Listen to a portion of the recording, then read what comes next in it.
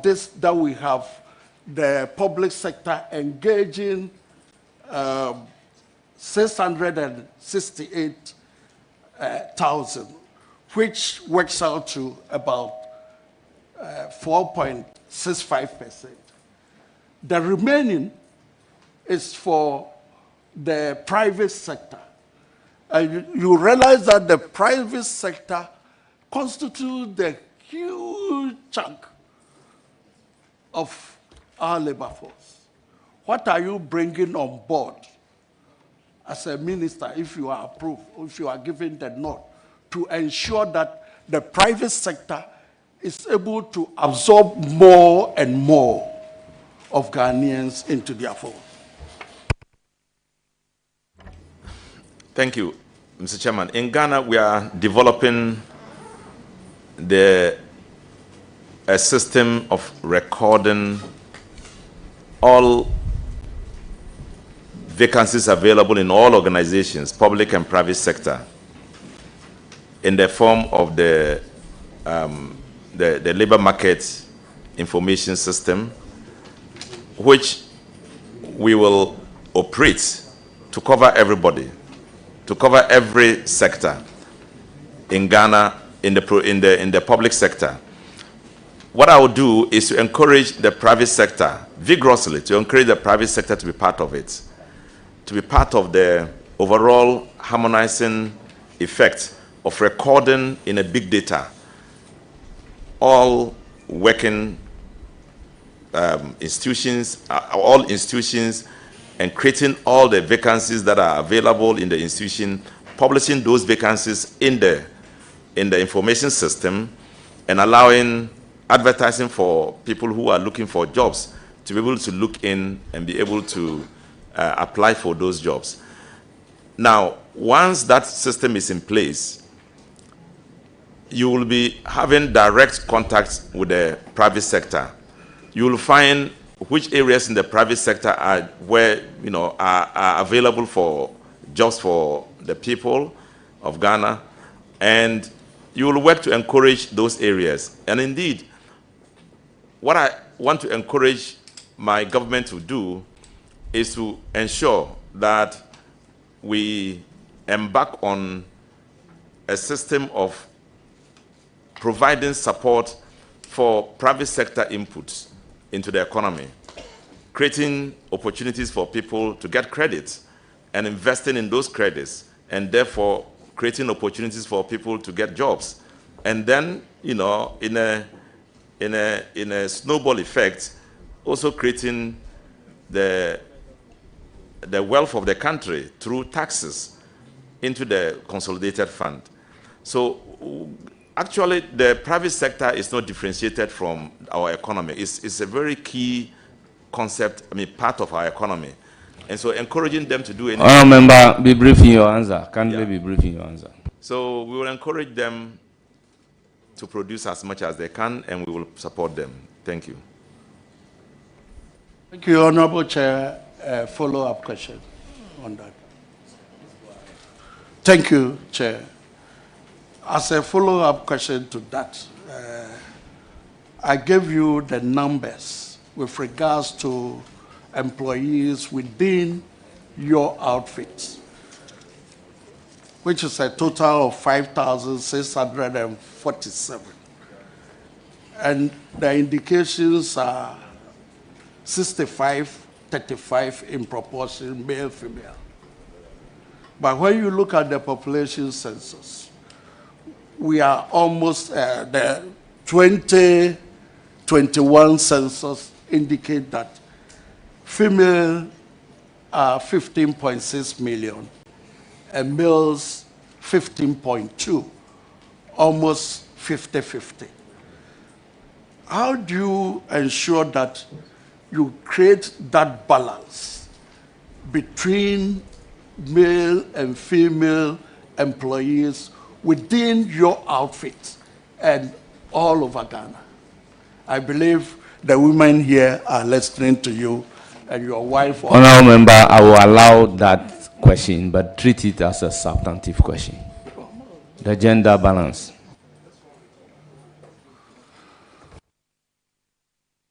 Thank you, Mr. Speaker, Mr. Chairman. Mr. Chairman, this is something we have taken care of in our manifesto, and we call it leveling up, creating a balance between female, male, youth, adult, creating an avenue for all of them to be involved, and creating equity in job creation and in employment avenues. Thank you, Mr. Chairman. Thank you. I'll proceed to give the floor to Honorable Yusuf Suleimana. Chairman, I'm very grateful. Honorable Dr. Alhaji Rashid Pelpu, congratulations. Thank you. Doctor, you are a role model. And for some of us today, we should eulogize you. Your humility, your honesty, but your competence is not in doubt. And so I'm not surprised that the President selected you for this strategic ministry. You've been a counselor for some of us, an inspiration for many, many northern young politicians. We can only wish you well. Inshallah, the good Lord will guide you as you move every step. We leave you in the hands of God. Wassalamu alaikum wa rahmatullahi ta'ala wa barakatuh. Chairman, thank you very much. Thank you. Salam wa rahmatullahi wa barakatuh. Thank you very much.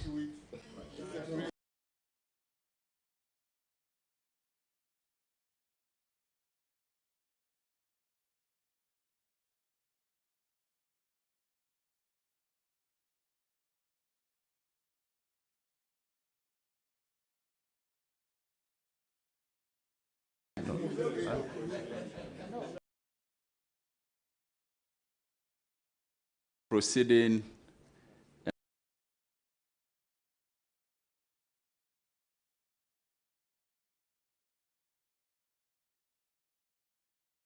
by the grace of God, we shall be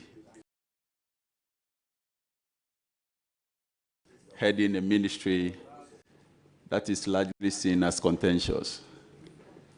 A lot of labor agitations, salary issues. Meanwhile, I fully associate with the earlier speakers on the observation that you are indeed a role model for those of us who are more inclined to toe the path of diplomacy and to be gentle and soft-spoken like yourself. However, the average Ghanaian out there, how would they be convinced that you have what it takes to balance the two, leading a ministry that will be hot, and you yourself, you are averagely soft-spoken and cool-headed? What is your biggest tool yet in your toolbox? Thank you, Mr. Chairman. Well, this is a question that requires my overall personality input into a system that is often and sometimes populated with lots of agitation. I believe that if you are quiet, if you are gentle and you are thoughtful, it's easy to find answers to many, many problems. One of the greatest problems we have in this world is that where you are in confrontation with somebody and both of you are angry, you can't solve the problem. Somebody has to be thoughtful and quiet. Thank you. Thank you very much. Any further question? Chairman, best wishes to him. No further question. Thank you. I'll proceed to give the floor to Honorable Patrick Yahuama. Thank you very much, Chairman, and congratulations to our senior colleague, Honorable Rashid Pelpo. I have 3 questions for him, and the first one, I'll proceed to lay the foundation to that question, a very important one. It's on pensions, and since the inception of Act 7 56, Act 766, that's the Pensions Act, as amended under President Kufuor, which significantly sought to unify all the pension regimes, including doing away with the then Cap 30. Just to refresh your memory a bit, Cap 30 has been in place since 1950 under the British Colonial Ordinance. And that's Ordinance 42, popularly known as Cap 30. The rationale and objective for the unification was, among other things, to improve retirement benefits as well as to ensure equitable contribution of all manner of employees, both government and private sector employees. To date, governments haven't been able to implement the unification program, resulting in injustice to some sections of the Ghanaian workers at the expense of others. For example, all workers under the security services do not contribute to their pensions and still enjoy the benefits under Cap 30, while employees with the civil service, Ghana Education Service, Ghana Health Service, Judicial Service, Parliamentary Service are contributing to their pensions. With this background, would you consider, as a matter of fairness and justice to all employees, to ensure the unification of this? Thank you. Thank you. Definitely, I will consider working towards a unification being a point of understanding that will create lesser controversy from institutions and organizations negotiating on their own at different levels. If you have a uniform and unified approach, I'll go in for that. Thank you. Thank you very much. As a follow-up, so you are assuring the good people of Ghana and the working public of this unification that we spoke about? As I'm still not the minister, but I'm giving my own opinion. If it coincides with the thought structure of the ministry, definitely I will go in for it. Thank you. Okay, I ask because government spends over 300 million cedis in pensions on some of these areas. And let me shoot straight to the second question, Chairman. I know you are in a rush, and we are here to work. So allow us some space to ask some of the questions, Chairman. The second one is, Rashid Pelpo is our senior colleague. He's very, very good. So let's do some business. The second question is on the single spine salary structure. And in 2009, between 2009 and 10, under Professor Mills, the president of Ghana, may so rest in peace, he inherited a single spine salary structure. For equity and fairness, and on the background of low salaries for workers, for some reason, some services such as the Judicial Service, Audit Service, the GRA have opted out of the single spine salary structure, leading to agitations from other services, particularly the civil and local government service, who went on strike so many times in 2024 because of this. I don't know if you recall. What is the NDC government going to do with regards to the new salary structure being demanded by CLOSAC, and whether or not you grant same for them?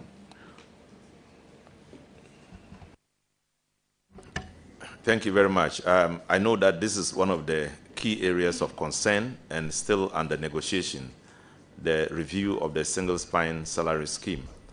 And I would plead for your support. I will join my colleague Ghanaians who are within the space of the labor industry so we can finally get to a point when a review can take place, so we can have a satisfactory response from the NDC government to the many questions posed in that request for review. Thank you. Thank you. I don't have any follow-up on that, but I'll go on and ask my last question. Honorable Giselle wants me to finish my question, but I don't know what the problem is. It's on Act 651. I'm sure you are familiar with it, the Labor Act. And some employees suffer all forms of harassment and violence at workplaces. And I would want you to tell Ghanaians some of the gaps within Act 651, especially on harassment and violence at workplaces. You hear some big private sector players beating their employees, women complaining here and there at workplaces.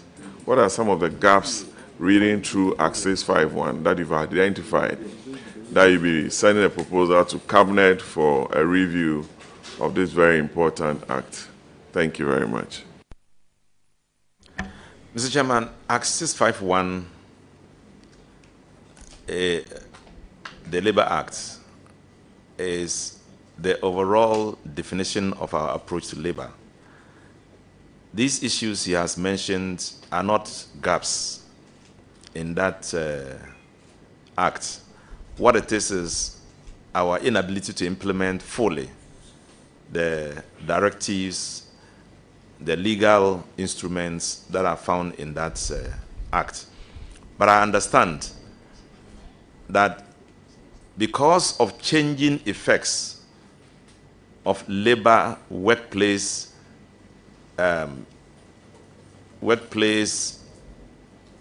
reforms, because of issues about technology coming into our work life, and et cetera, there will be the need to look at it again to see how we can review it to commensurate with present changes and effects. And he, being a lawyer and a friend, I'm very sure with his deep interest in it, he will be a key person we can target to get resource, as a resource person in this effect to try to get the Labor Acts reviewed and maybe amended. Thank you. I have just a follow-up on this, maybe for a fee when I'm consulted. Will you, from what you the bar must prosper. Rightly so, Chairman. With all that you've said, would you consider increasing the retirement age from the civil service and the public service? Mr. Chairman, there's a lot of talk about increasing the retirement age now. Some say up to 65, some say up to 70. They are still strong. Why should they retire? I think it should come as a result of a harmonious decision. We would need, as Ghanaians, to reconsider or to consider whether it is time for us to do so or not. A minister, somebody who is nominated and facing the possibility of being accepted or rejected, might not be able to make a strong point there. But I will go along with the many who will pose a view that there is a need for a reform, given our economy and our capacity to deal with it.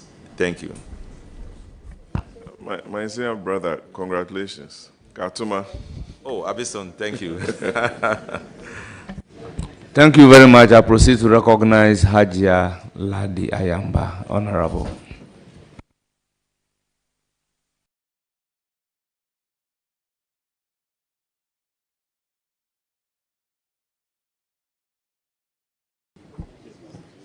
Thank you, Mr. Chairman. Let me proceed by congratulating the nominee. I have, for not less than 30 years, observed your demeanor. I'm not surprised about it. the issue of being slow, gentle, diplomatic, and whatnot has never affected your output. So for me, I know you will do it as expected, and inshallah you will do it. By the grace of the Almighty Allah, you will do it. But there is a very simple question I want to ask. And Mr. Chairman, let me precede it by the 24-hour economy and the fact that started now. It has started. Honourable member, address the chair. Please proceed. So the 24-hour economy is a very laudable policy that His Excellency John Dramani Mahama, I know, will ensure that it happens, it works, and it's something we are all looking up to. We are aware that the 24-hour economy will ensure job creation. One of the areas that our opponents hyped and spoke about so much was Agenda 111, which is supposed to be doing with hospitals. We have a lot of backlog of nurses and doctors waiting, and we have so many hospitals running with either 2 or 3 doctors. Even our chief compounds that have more or less turned into clinics, health posts, sometimes even hospitals, if you may take it, need more nurses or doctors. You go to a hospital and then you are told that the doctor just closed, so you have to wait for 8 hours, or you will be coming tomorrow. Will you consider, under the 24-hour economy, although the MPP hyped Agenda 111 and the president told us in his State of the Nation address that they were able to complete, the former president, sorry, they were able to complete only 3. Will you consider bringing them on board and ensuring that the 24-hour economy will make you bring in all the nurses and doctors and staff that are needed, and that you will divide the long hours being spent by this health staff to about maybe 8 hours each, so that they run shift and then they are able to attend to our people? Will you consider looking at that? Thank you. Mr. Speaker, Mr. Chairman, yes, I will consider so, given the fact that we have a responsibility to create jobs and to employ our young people in these areas. Thank you. Congratulations once more, and I wish you all the best. Be guided. Thank you. Thank you. Thank you. Thank you very much. I move to Ritana Odolesowa. Honorable. Thank you, Honorable Chair. I wish to congratulate Honorable Rashid, my senior brother, for his nomination by His Excellency, the President of the Republic of Ghana, John Dramani Mahama. Honorable nominee, there are lots of people out there looking for jobs, but sometimes we find out that children are used for certain jobs. My area of concern is children who are especially sent to go fishing, where they abandon their education. What do you intend to do about that? Thank you. Our labor law is against child labor. And so we are going to be up and doing to ensure that the right things are done. Children are not engaged in doing adults' work. Children are not young adults. They are children. We have to respect that. We have to bring them up to grow to be responsible adults, and not to degrade them by putting so much heavy load on them whilst they are still supposed to be learning. And so it is something that we can work on. It's a key area of our enterprise in the labor industry. Thank you. You have more questions. Please go ahead and ask. Thank you, Chairman, and before my other question, I believe we have to take a serious look at it, because when you go to the fishing communities, these activities are ongoing. Honorable nominee, in the area of employment, we have the private sector also supporting government in employing our people. But one area that is of keen interest to me is the private security. People are employed, but sometimes they are not paid according to the minimum wage. And I want to find out from you what you intend to do regarding these private security companies. Thank you. Well, Mr. Chairman, I think that if we agree on a minimum wage, the law is that it cuts across every organization. You shouldn't pay below that minimum wage. So if we find anybody doing so, you'll be subject to questioning. And if you violate the law, will be prosecuted. We may not prosecute you, but it's important for you, for us to take it up to the levels where the right things are done. Ghanaians should not be cheated. We know how much the minimum wage is, just about 18.5 Ghana cedis. And if you can pay up to that, then it will bring many, many questions on your kind of organization. Thank you, Mr. Chairman. Thank you, Chairman. On this note, I wish to congratulate you. A lot have been said about you, and that is very true, your temperament, and I know you are going to take that into the ministry and ensure that you are going to work well with His Excellency and the people of the Republic of Ghana. God bless you. Thank you. Honourable members, fortified by Standing Order 2177, I proceed to recognize Deputy Whip. Thank you, Chairman. I'd like to congratulate you. I think I will also join my colleagues to say that you've been not only a leader, but a father to many of us in the chamber. Chairman, my question to him, I intend not to ask you a question because you are a six-time member of Parliament, a former leader of Parliament, a former minister. You know, you have it all. But there was some news that I cited in some section of the media to the effect that you said youth who are unemployed in our country can go and cut grass where they breed animals or gather stones and sell where there are buildings. I want a clarification. In which context did you say so? And the first question should be if actually you said so, and if yes, in which context? Thank you, Mr. Chairman. Mr. Chairman, if this question were not asked, I wouldn't have been happy at all. Mr. Chairman, I was at Newsfile. I think it was 2015 or so, and Ghana was getting hot. Campaigning was on for the elections, 2016 general elections. I went to Newsfile and I was asked a question. It was about job creation and about getting people to be employed. I explained that whilst I was coming, I met a specialist, and he explained to me that everybody can work. And when he said so, he cited those examples. He said that if people are not employed, if people want to be employed, they can be employed on their own. Even if they have no education, they have no skill, they could still work. And he cited the example of a person living close to a place where buildings are being constructed.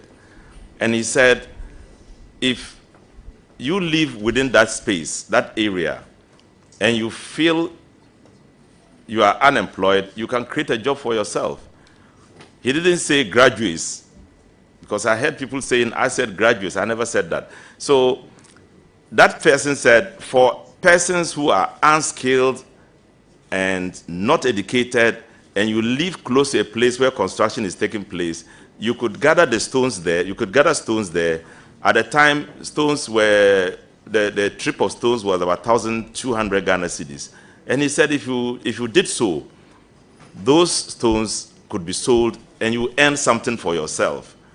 And then he also said that if you live in a place where there are breeding animals, with such a person as I described, you could also cut grasses and sell to those people, and you will earn something.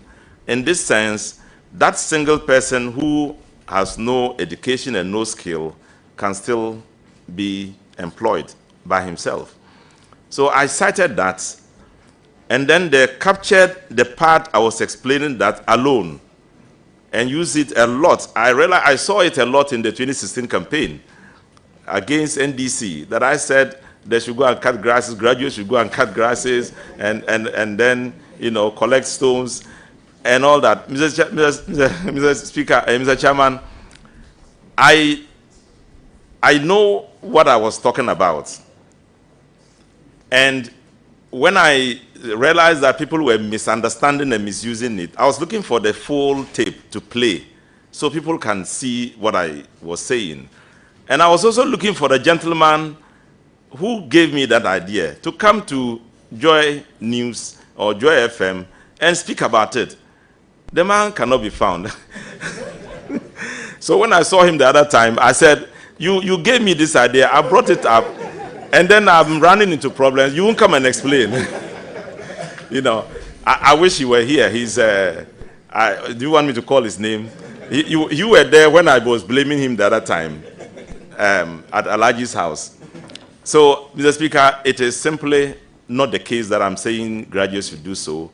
I was just quoting somebody and trying to encourage my Ghanaian fellows that if you are a nurse and you have the skill, you are better off. You go to a community where there are no nurses, you can set up something on your own.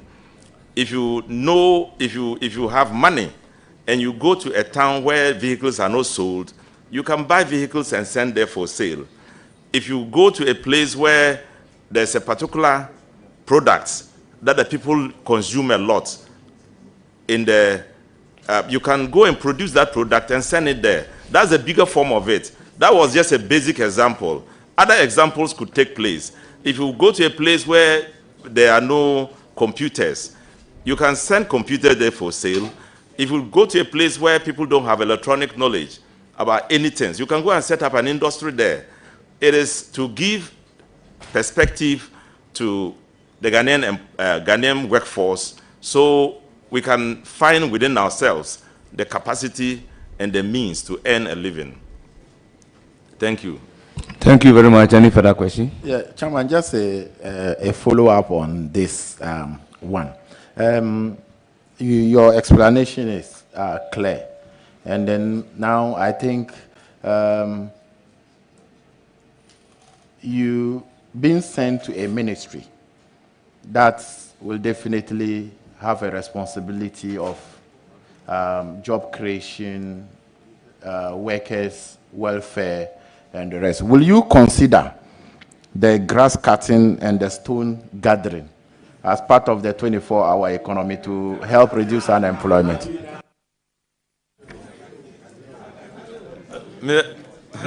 Honorable nominee, I wonder if you can cut grass in the night, but I will give you the floor. Mr. Speaker, you know, somebody called me from his constituency the last time and said, you said something and people misunderstood you. And he said, I swear to you, I'm now a graduate because I grew up and saw my father carrying leaves for sale. I grew up, and as a student, I work on it, and it has helped me, and I'm a student. I'm a graduate from his constituency. But this is not the kind of 24-hour economy we are talking about. We are talking about every enterprise that will require work to produce resource, and you know that within the 24-hour period, you will still need to continue to work. Our policy is to support you to do so, to energize you to do so, to find the kind of incentive for you to be able to function properly and effectively, create more opportunity and produce more. Thank you, Mr. Chairman. Thank you very much. Chairman, my Last question. No, I only asked one, and this follow-up. So, Chairman, my question is the government, whether the government have any intention to increase salaries of public workers in 2025.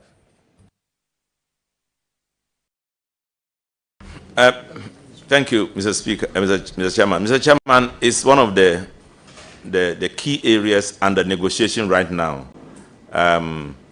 And I will be able to respond to it when I get into the ministry. Thank you, Mr. Chairman.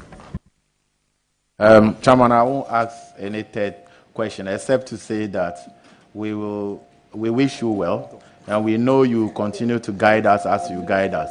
You always show leadership. Even coming back to the 9th Parliament, I was surprised because my sister Hajia Humo put a very spirited fight to take you off. But at the end of the day, you still show that you are a leader. But we beg you, don't come back again. Let Hajia Humo come back. Thank you. Thank you very much.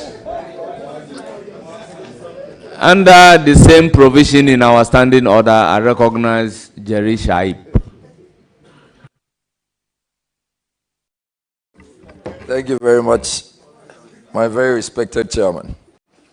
Mr. Chairman, just a follow-up on Honorable Ritana Odelesowe's issue on child labor. So we have about 160 million children involved in child labor globally. In Ghana, as we speak now, the percentage for child population between 5 to 17 years, it's about 21%, which is alarming. I recently watched a documentary on CNN, and it was somewhere in the Volta region, and it was specifically about fishing. I want to know, first of all, what accounts for this problem of child labor, in your view? And how do you practically intend to provide some solid solutions to child labor? Thank you. Mr. Chairman, a few years ago, Chairman Sir Bonsu was still our majority leader. There emerged a problem with the European Union. The government wanted to address the problem. Chairman Sir was asked to lead a group. He, along with my minority leader, Haruna Idrisu, were asked to go and to solve the problem. One of the key areas was that they won't buy our cocoa because we use child labor. We are transferring money into the European Union illegally, and etc., etc. So I went with the two, plus three other members of parliament, and we went to the European Union. Their key concern was with the issue of child labor. One of the solutions, one of the explanations we gave was that in Ghana, when a man is going to farm, they take their children and they go to work. When you go to see them, you don't say they are engaged in child labor. If a man is a blacksmith and then he goes, or let me say, a plumber, and he's going to work, sometimes he gets the child to carry his things if he's on holidays, and they go and work and then come back. Now, it is a work culture, and that has progressed into present work conditions where people take their children to work. But beyond that is the fact that sometimes people particularly go for children and take them to rivers and sea to go and look for fish in very, very traumatic conditions. And I mean, tragic conditions, because sometimes they die and sometimes they beat them. Growing up becomes a problem. So it is part of the labor law, 2003 labor law 651, that we need to eliminate child labor in our workforce. And we need to make it a criminal offense so that nobody can do it and go free without raising any reason at all that will be given by the violator of using child labor. Thank you, Mr. Speaker. So definitely I will make sure it becomes a priority area in my commitment to create any value at the ministry. Thank you. Honourable members, I was part of that delegation, and it was interesting to note that from the European Union Parliament to visit our ambassador, we saw a child and a father on a tractor plowing at Brussels. Thank you very much. Do you have any other question? Yeah, thank you, Mr. Speaker. I should have mentioned you because you were a key member of that group of people. Thank you very much, Mr. Chairman.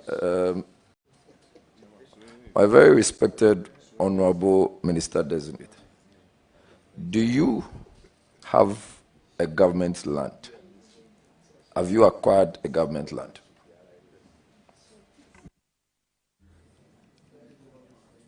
Mr. Chairman, whilst I was the ranking member for lands and forestry, at the end of, during the 4 years, we were informed that every single time the land committee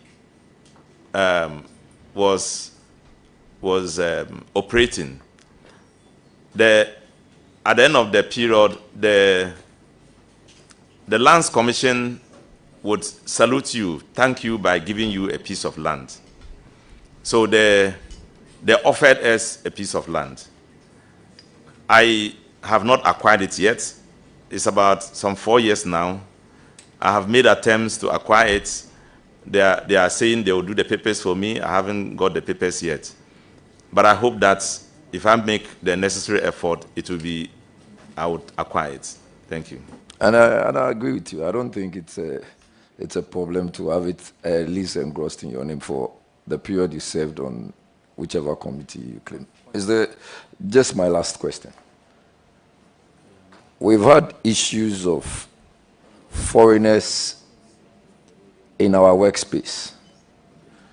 And the complaints that we numerously get is the maltreatment to the Ghanaian people who are working for most of these foreigners. One of which is harassing them, another is beating them, another is underpaying them, and all manner of maltreatment.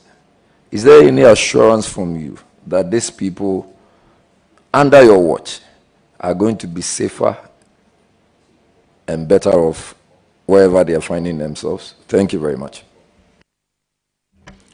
Mr. Speaker, human rights is one of the areas I particularly show direct interest. In fact, when I even watch television and I see people suffering elsewhere, it hurts me. And right in my own country, it is something I will want to enforce, that people must have rights to work, they must have right to safety, workplace abuses must not happen, it's against the law and should not happen. So in whatever way I can do to make sure we eliminate it, I will do it. So I have a personal attachment to safetyness and, and the rights of people, wherever they are. Thank you. Thank you very much. I then proceed to give the floor to Honorable Alassane Umar. Thank you, Chairman. Dr. Alhaji, congratulations. I know with your demeanor and gentility, the Labor Ministry is going to be very calm, even though you're going to see a lot of agitations. My question to you is in relation to our manifesto, the resetting agenda. If you look at, I think, pages 26, it talks about National Employment Trust. And this National Employment Trust will fund SMEs operating 24-hour in the following sectors. All what I want to know is, are you prepared to help His Excellency implement this? Thank you. Mr. Chairman, His Excellency has great vision for this country, and I'm prepared, definitely, to be part of it, and I'm happy I'm being considered to be part of it. So the answer is yes. Thank you, and I wish you well. Thank you. Thank you very much. Honorable Bahama Shaibu.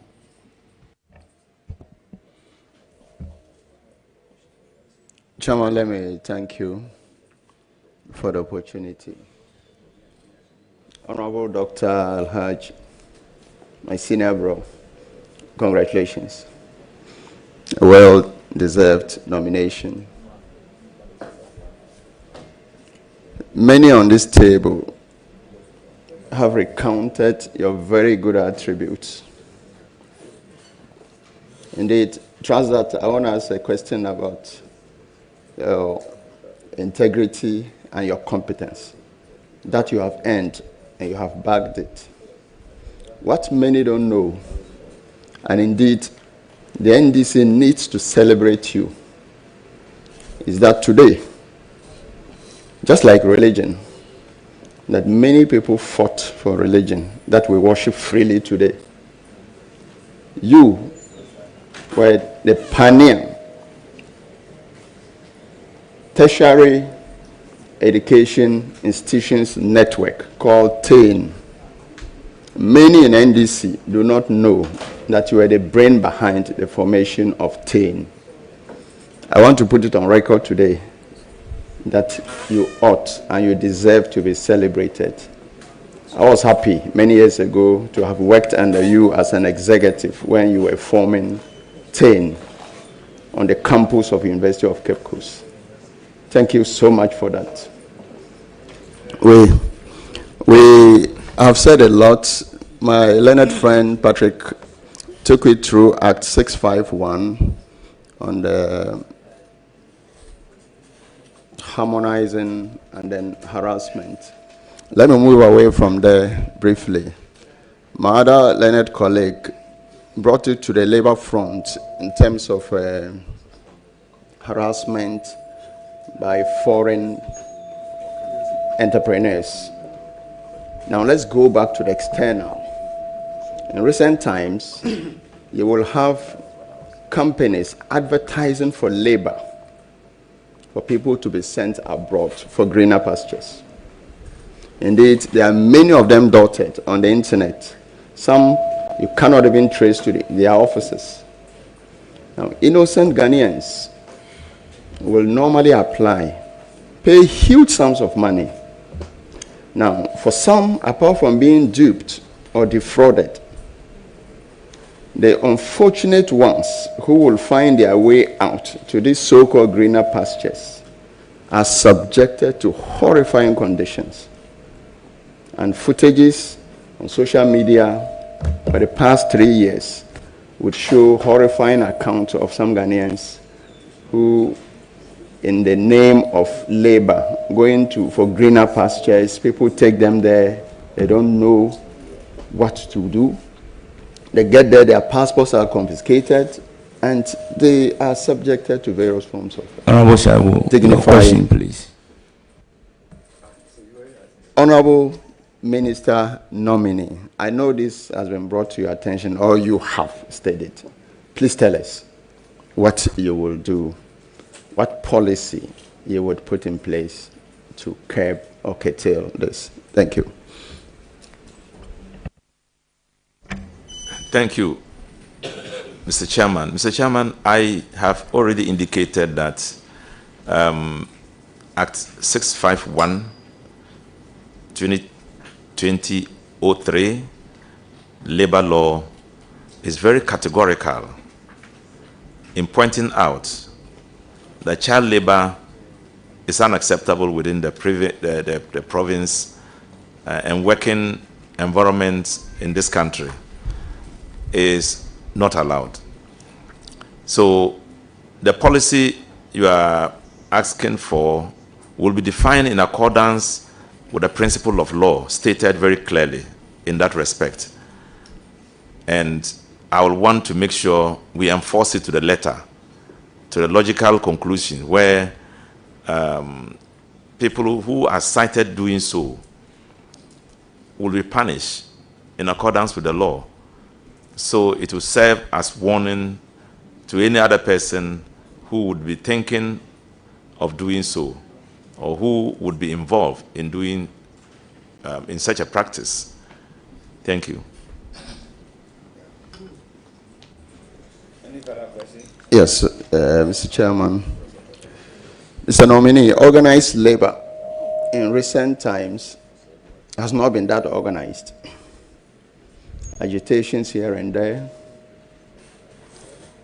Not sure whether it is a legislation problem or a question of practicality. You have studied the labor law. I know you have gone through it. What areas do you think are worth noting and looking at in response to organized labor? Thank you. I think that it's normal in the stream of things to find people agitating for more, because society is dynamic. Changes occur all the time. The wealth of the city fluctuates. So as we go along, people are found not to be getting the wealth of their input. So there are agitations and requests to increase and all that. So these things are normal. They will happen all the time. What we would do is to understand this trend of affairs, first of all, and then to now tackle the issues as and when they present themselves. It will not be easy to give any firm response to it at this particular instance. Thank you. Chairman, let me wish the Honorable Nominee Allah's blessings and Allah's guidance in your new role. Thank you so much. Thank you. Yes, I proceed to give the floor to Honorable George Kwaku Ricketts Hagan, Vice Chairman. Thank you, Mr. Chairman, for the opportunity to add my voice in congratulating my brother, Dr. Rashid Purple. Doc, congratulations. I'm going to just take you back just one question, and then maybe there'll be a follow-up if there need be. And I want to take you back to where Patrick left off in terms of the Act 766, which is that established the National Pensions Regulatory Authority. Now, I'm talking about the supervisory role of MPRA. You know, MPRA is supposed to be the supervisor of all the pension, schemes and institutions, including SNIT. SNIT was actually set up before the MPRA. Recent events that we are all aware that happened, at SNIT, which is quite unfortunate, in our attempt to offload some of its assets. And it looks as if the regulator hasn't really got the muscle to provide its supervisory role. Would you tell us what you will do to make sure that MPRA assume its rightful role of being the regulator of the pensions industry, including SNIT, which has obviously been around since inception and seems to be the bigger player in the industry. Thank you. Well, the law has given MPRA a complete power of regulation of the operations of pensions, the scheme, at all levels, tier 1, 2, 3. And so I don't know what I can say beyond the law that function that provides it to produce those functions that it operates with.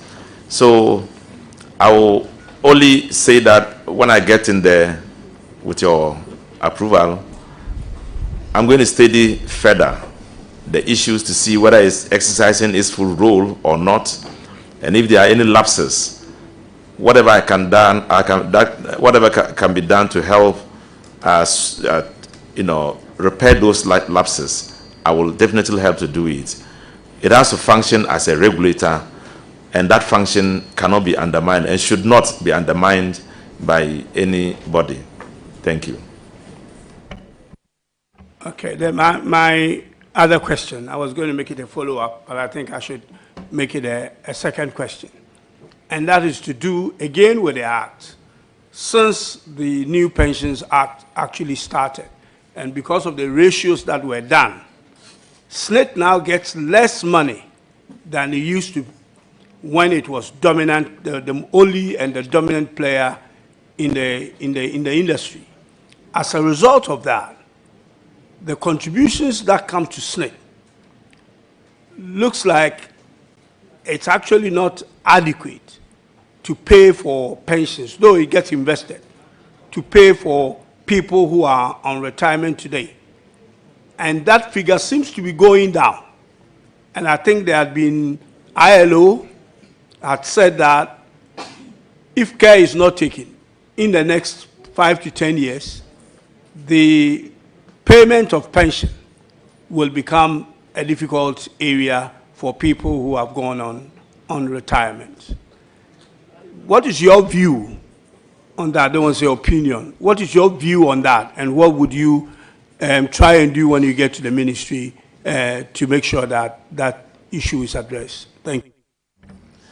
Mr. Speaker, even before I take office, this thing was brought to my attention. I have investigated. I invited somebody to discuss it with me. He disputed the fact that Senate is going down. He explained to me that at this very moment, Senate is beginning, payments of pensioners have matured and they are spending money. So the overall cash element of Senate is coming down. But also that because of the reducing value of the CD, it has an effect on the totality of the money that is available, the worth of it. But he said as they're paying and retiring people, more people are getting in, so Senate will not go down. But unfortunately, it does appear to me Senate is no longer part of the Ministry of Labor, Jobs and Employment. And so I will maybe work with the Minister for Finance so we can ensure that no lapses occur in that. Thank you. Follow up on that. So let's get it clear. MPRA is still under Labor, Jobs and Employment, and SNIT is under Finance. Is that your understanding? Yes, that is it. No further question. I'm sure you will find out when you get there what the situation with our pension is. And I know and I trust that you will be able to resolve the problem. You have the demeanor, the calmness, the diplomacy, you know, the temperament and everything that we, you know, earlier people who asked you questions have mentioned. We all know that. And I have no doubt in my mind that you'll be able to deal with labor issues and all the things that come with it.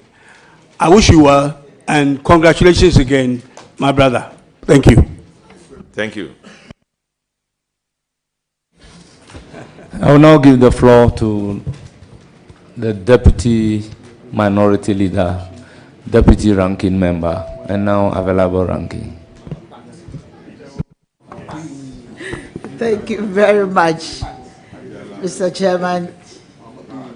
I'm taking this opportunity to congratulate I'll call him my mentor. If anybody has been interested in my progress and my work in Parliament, I will name one person, that is Honorable Pepple, who has always been encouraging me, dragging me to committees, especially with the population census. We started together, and he was always encouraging me to do what is right and encouraging me to take up certain path. And I'm very grateful for that kind of encouragement. But we'll just have some few conversations as we move ahead. Because there are aspects of your life that people must know over there. Then I'm looking at your CV. And looking at your CV, I have one very interesting question for you. Honorable, you're a Muslim. Should I confirm that from you? Are you a Muslim? Yes, I am. Yes. Since this is a house of record, I just saw on your CV that you are married without telling me whether it's 1, 2, or 3, or whether you're going to add me to the bunch that are already out there. So you are married. And how many wives do you have, please? Thank you, Mr. Speaker. I have two wives in my life. Thank you very much. And you are sure the 6 children are all the declared property you have? Thank you. Yes, Mr. Speaker. I have 5 from one very committed, dedicated woman, a lawyer, and the second one from another one who is also a very committed, dedicated lady.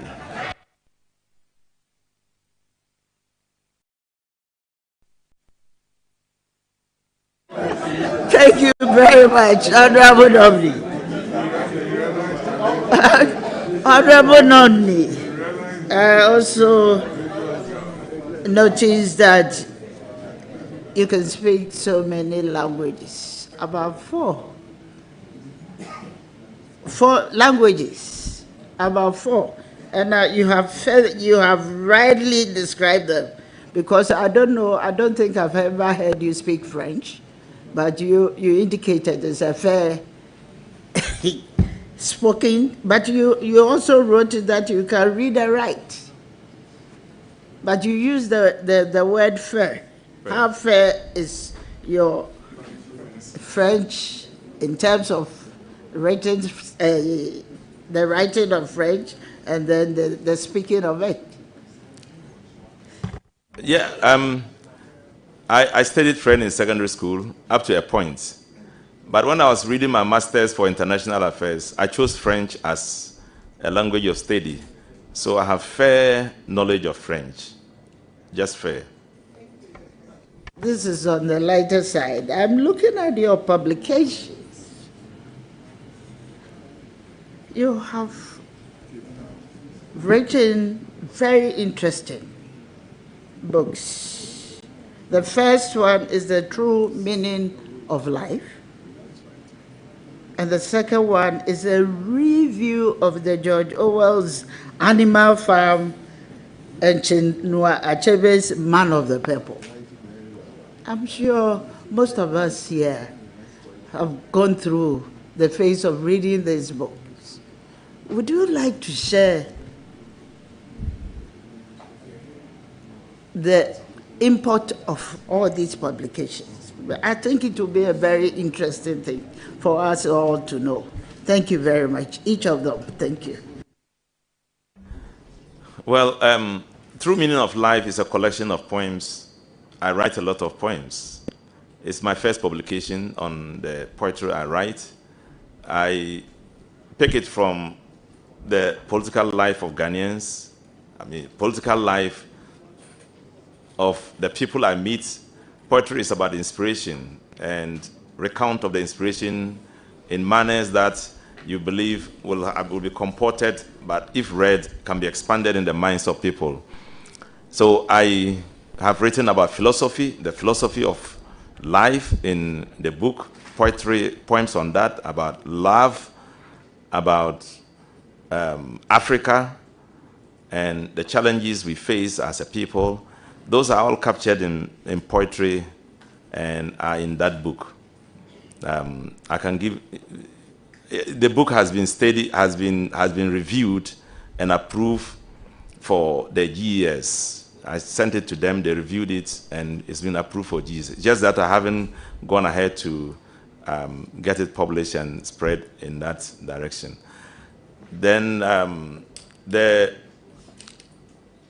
next one you mentioned is about the Joshua and then Chinua Achebe's Man of the People.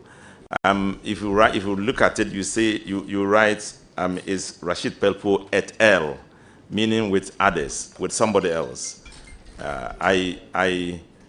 Because of my deep love of poetry, of the arts, I've read a lot, and in those books you will find that each of them treats a life of society from the political perspective, and how that, when you read it, it shapes up in defining how society looks like. So I picked it out from there, and then got the political sphere they point to. And then this other guy who I worked with also put the artistic value in it. And so you have an article published in one of the best journals in the world. Thank you for sharing that. Yeah. On page 2 of your CV, I would say the third item, which is the international appointments and positions. I noticed that you are still holding the position of the African Parliamentarian Forum on Population and Development. And then you are still also holding on the Clover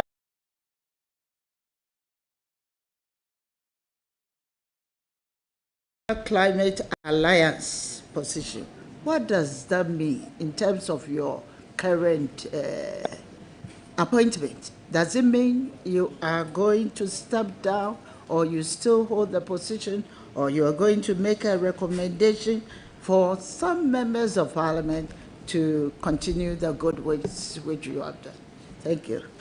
Yeah, on the African Parliamentarians Forum on Population and Development, Ethiopia in 2022 is an elective position, and it involved almost all African countries involved who sent their representatives, and I presented myself, first elected as the West African president, and then I got onto the African scene and was elected as the president for African Parliamentarians Forum. But it's a 3-year term and ends this year. I don't hope to continue. I don't hope to contest again. I will encourage somebody else to contest. In fact, I won it for the rest of West Africa, not just for Ghana. I was elected as presented by West Africa. I contested the elections and won. So if I'm not the president now, possibly the president is going to come from South Africa, because at a point they stepped down for me. They could have challenged me, but after presentations and all the others, the decided not to contest me. So possibly they will come on board. The president will come from South Africa, possibly. So, but the other one, I was appointed an envoy for Africa for climate change in Egypt at the climate change festival or conference. And it was just for 2 years. So, but I have to appoint, yeah, so I've given up that one. It's no longer going to be a bother to me at all. Thank you for your explanation. And Honorable, let's go on to the substantive issues. Can you recollect that we have passed the affirmative action bill into law? Yes, I affirm. Honorable nominee, have you had a second look at that bill, or have you critically examined that law? Sorry. Well, I was part of the making of that law. I contributed in making it. But after it has been passed, I haven't laid hands on it yet, so I haven't looked at it critically. The reason why I'm asking you this question is that I want to create the awareness that you have a critical role to play in the implementation of the law. So, my humble advice, I don't think I'm going to further ask you any question. Some of the questions have already been put by but my humble advice is to take up the law again and then try and study it. Because one of the things that we are pursuing to do is not to see the law as a mere document we will be lying on the shelves following.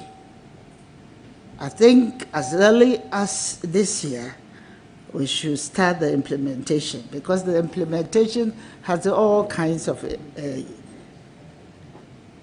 A question was put to you earlier on about how you can ensure that we have a balance in terms of employment, that we can have a balance in that.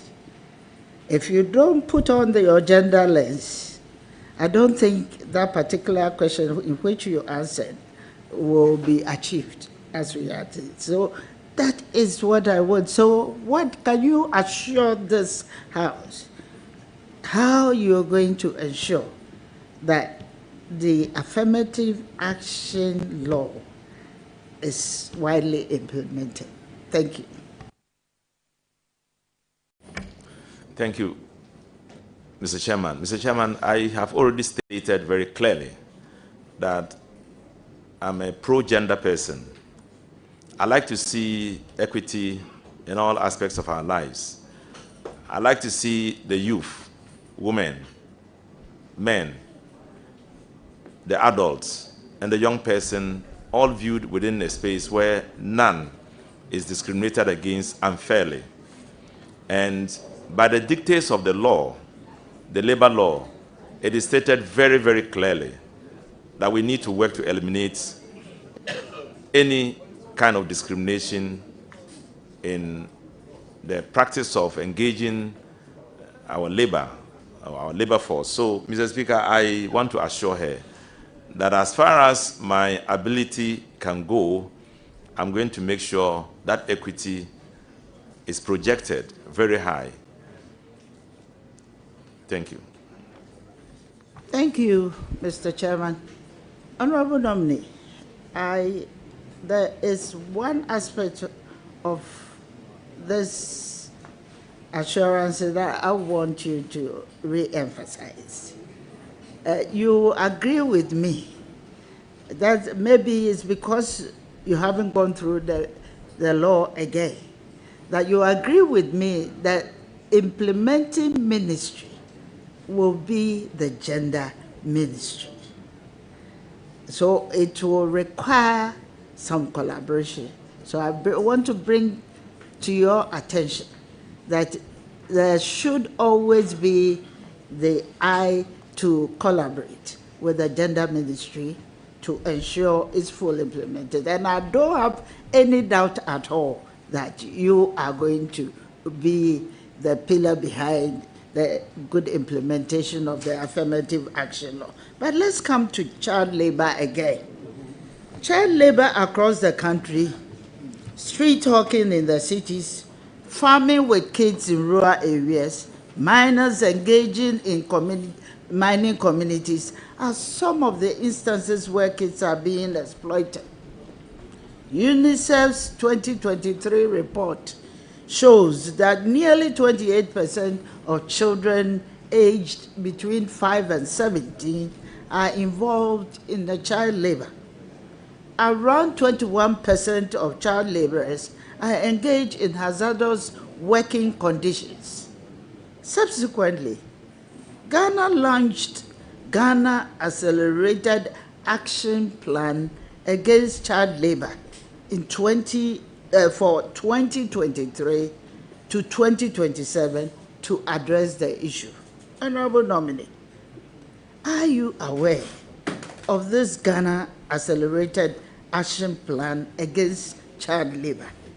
If yes, what strategies do you have to ensure the country attains the plan's objectives? Thank you.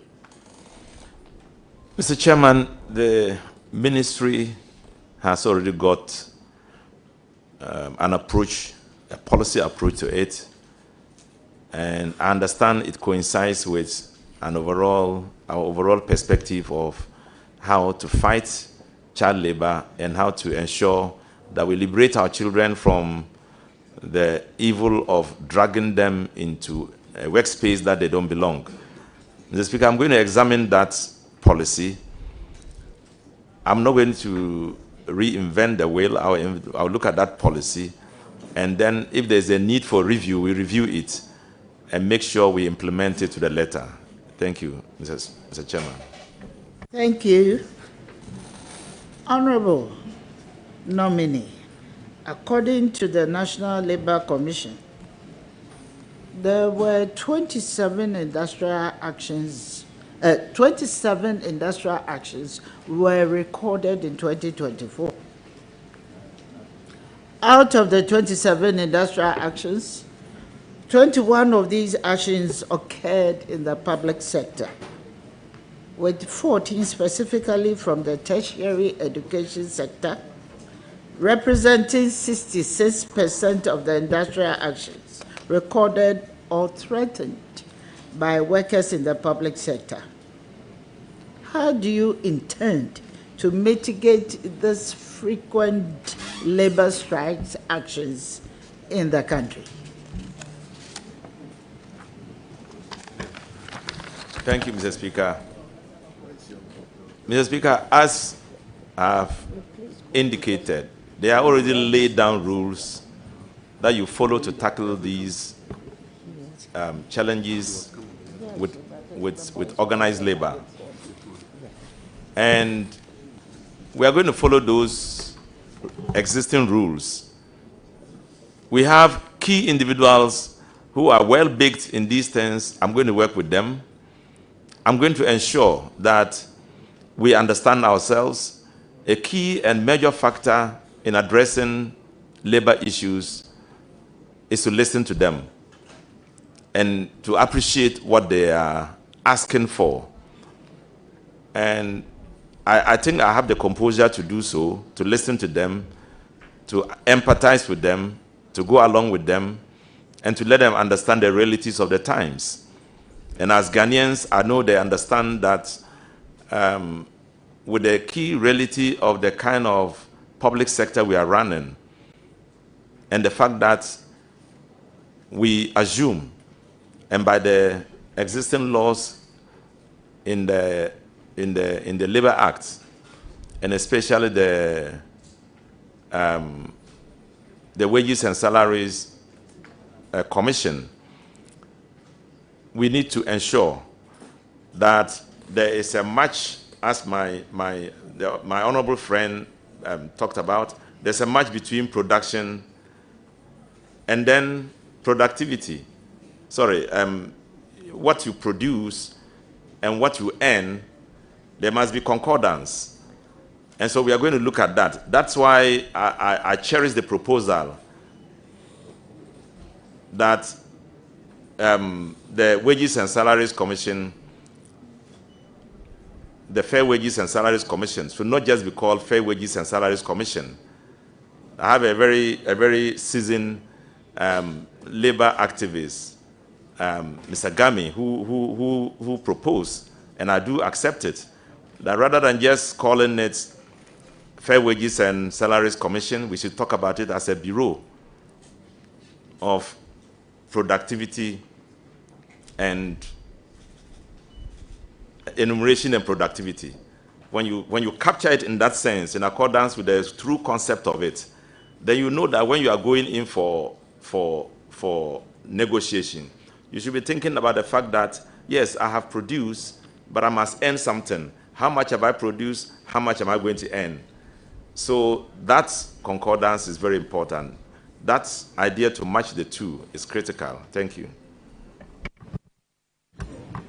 Thank you, Mr. Chairman. Honorable nominee, you know, I'm raising this issue again because on this floor, you are being put down as assuring us to deal with the issues. And you need to understand, that's why I came with that dimension, that you should look at the different dimensions of the issues that are at stake. You can relate it, work as against output and the revenues, but you have given an assurance. So I just want to draw your attention to the fact that it is very important that, as you have already indicated, you are going to have a very close working relationship with the Fair Wages. Honorable nominee, the Ghanaian job market is rapidly changing. It is now being driven by technological advancement and shifting business demands. Climate change and digital transformation will create new needs for the labor market. To remain competitive, workers need to continuously improve their skills, while technical, vocational, educational, and training institutions need to align their training offer with the demands of the employers. Unfortunately, young people often still lack the required skills to find meaningful work.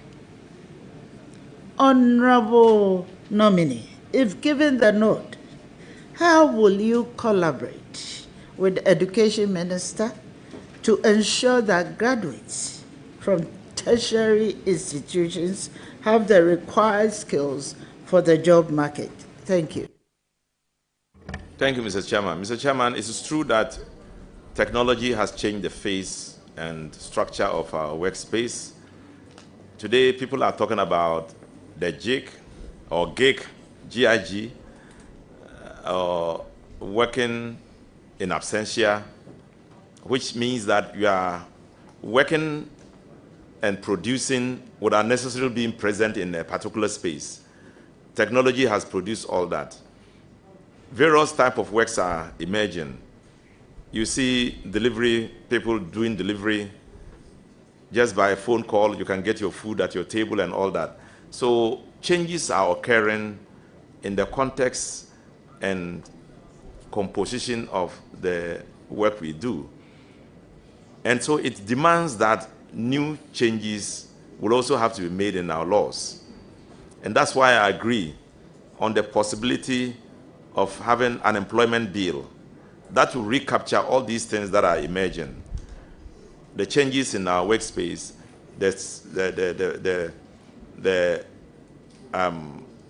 technology that is emerging, AI technology and all other technologies and the kinds of job situations, big data systems that are being run by new thinking and new skills and all that. So it will demand a comprehensive view of it, and that will have a direct consequence on a law, a legal frame that will redefine our labor law. And it's something we are advocating for, to have an employment law. Yeah. Right.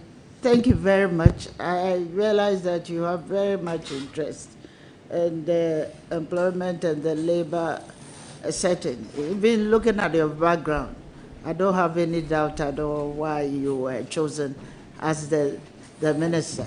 You have all the right exposure to do that. Honorable nominee, I have in my hand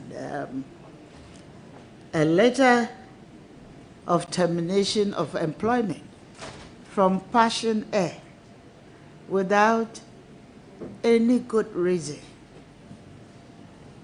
And I believe this is happening in so many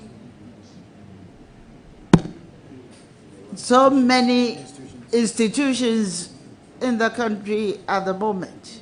Honorable Minister, I'm just asking if you will be interested, because you see, already we don't have jobs and people are being dismissed unwantedly.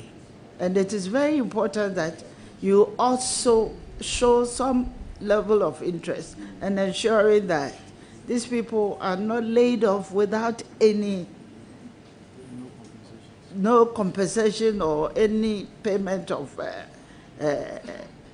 some, what do you call it, gratuity of any kind. Thank you. Honorable Member, before you answer the question, our labor law has a provision for fair termination and unfair termination.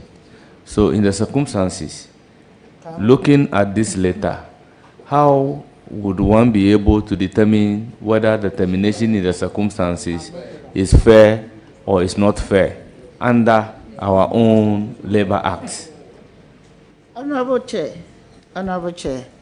I think I was only trying to indulge in, if you would be interested. It's a question of yes or no. Yes, it's not. Honorable nominee, thank will you be interested? Honorable Chairman, I'll be very interested. Thank you. Honorable nominee, there are a number of questions that I can put up to you, but you know that as we speak now, you have to, I know your capabilities and I don't want to, but you know all the labor issues. So I'd like to congratulate you for successfully attending to the House and answering your questions appropriately. So I wish you the best of luck and I wish you well. Thank you very much. Thank you so much, Deputy Minority Leader. Honorable Pelpo, it's now my turn to ask you a question.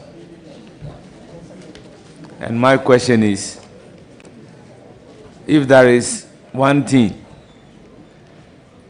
from you that I want to be part of me, it's your patience. Congratulations. I will proceed to recognize and acknowledge our revered chiefs and opinion leaders who are here to give you moral support. First on my list is Abdullah Kasim Pelpo, Kupahi Na Hashim Yakubu, Kunjihi Na, Alhaji Kabori, Zongo Chief Representative, Chairman Abdul Nasir Sani Bunas, Regional Chairman, Alhaji Nuras Isa Dawana, Deputy Regional Secretary, Alhaji Isaku Sadiq Famina, was Central Chairman. Honorable Salifu Tama, Constituency Secretary. Hajia Rama Pelpo, spouse of the nominee. Madam Gloria Botele No, Acting Chief Director, Labor Ministry. Madam Fusena Mata, former WAS Central Women Organizer. Alhaji Ali Wunwana, businessman. Alhaji Moro Sadiq Kotia, businessman. You are welcome. Our honorable nominee, you surely hear from the committee. You are hereby discharged. Thank you for attending upon the committee.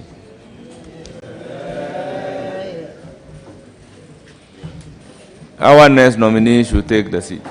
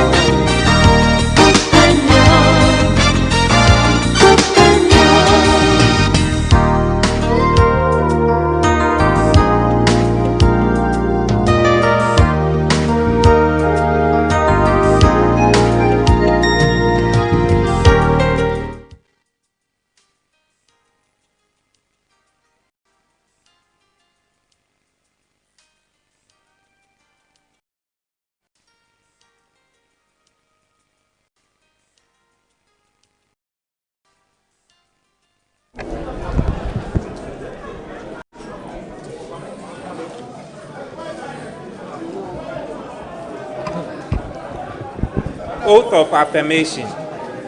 I, Ibrahim Murchala Mohammed, solemnly affirm that the evidence I shall give before this committee, solemnly affirm that the evidence I shall give before this committee, touching the matter in issue, shall be the truth, the whole truth, and nothing but the truth. So do I affirm. Thank you.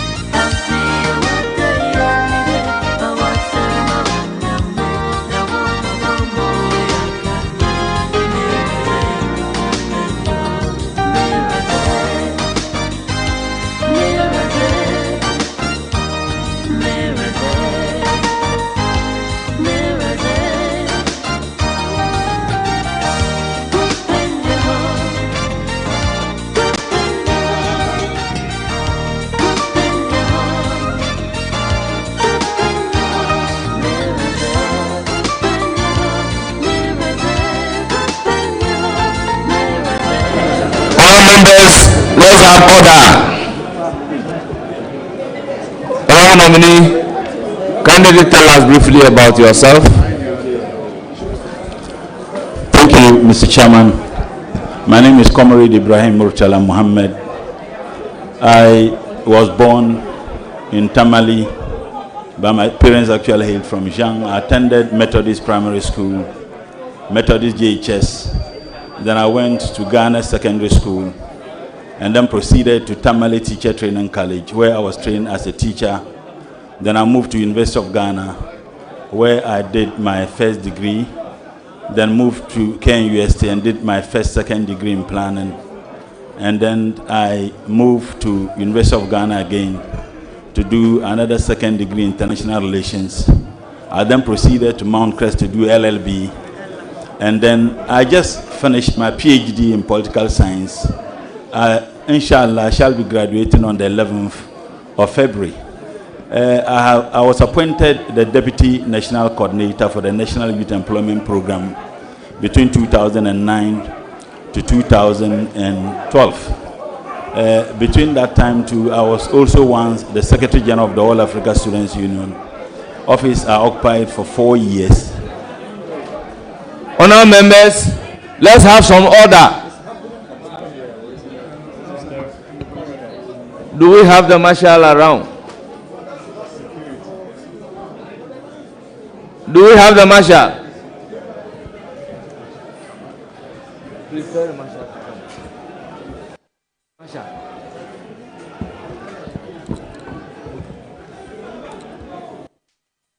Honourable member, please continue.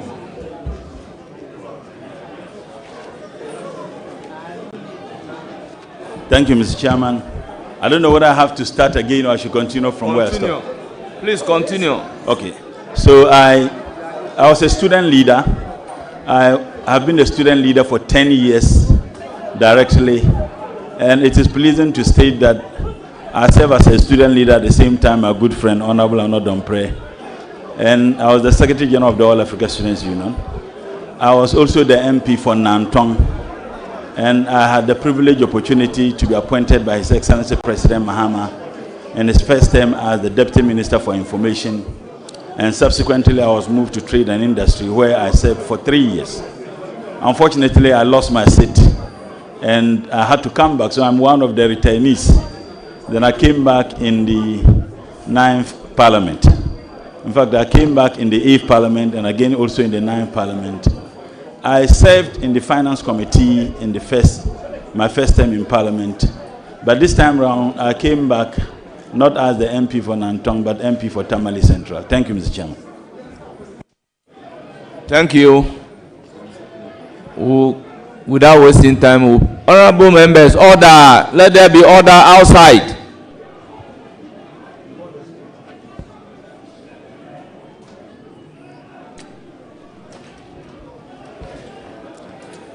I will proceed to give the floor to Honorable John Dako.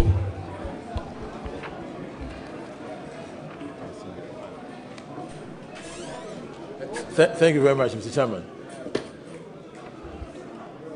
Honorable nominee,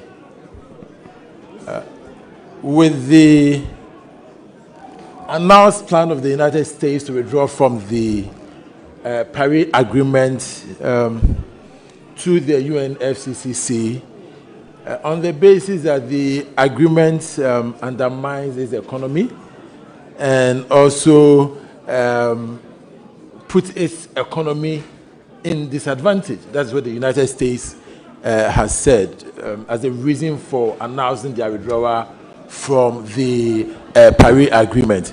And then China's seemingly unwillingness to go by the Paris Agreement. Do you think Ghana, which is a near zero emitter, should continue to honor its NDCs? And if you think so, how do you think we can do that in the face of the many challenges we face as a country?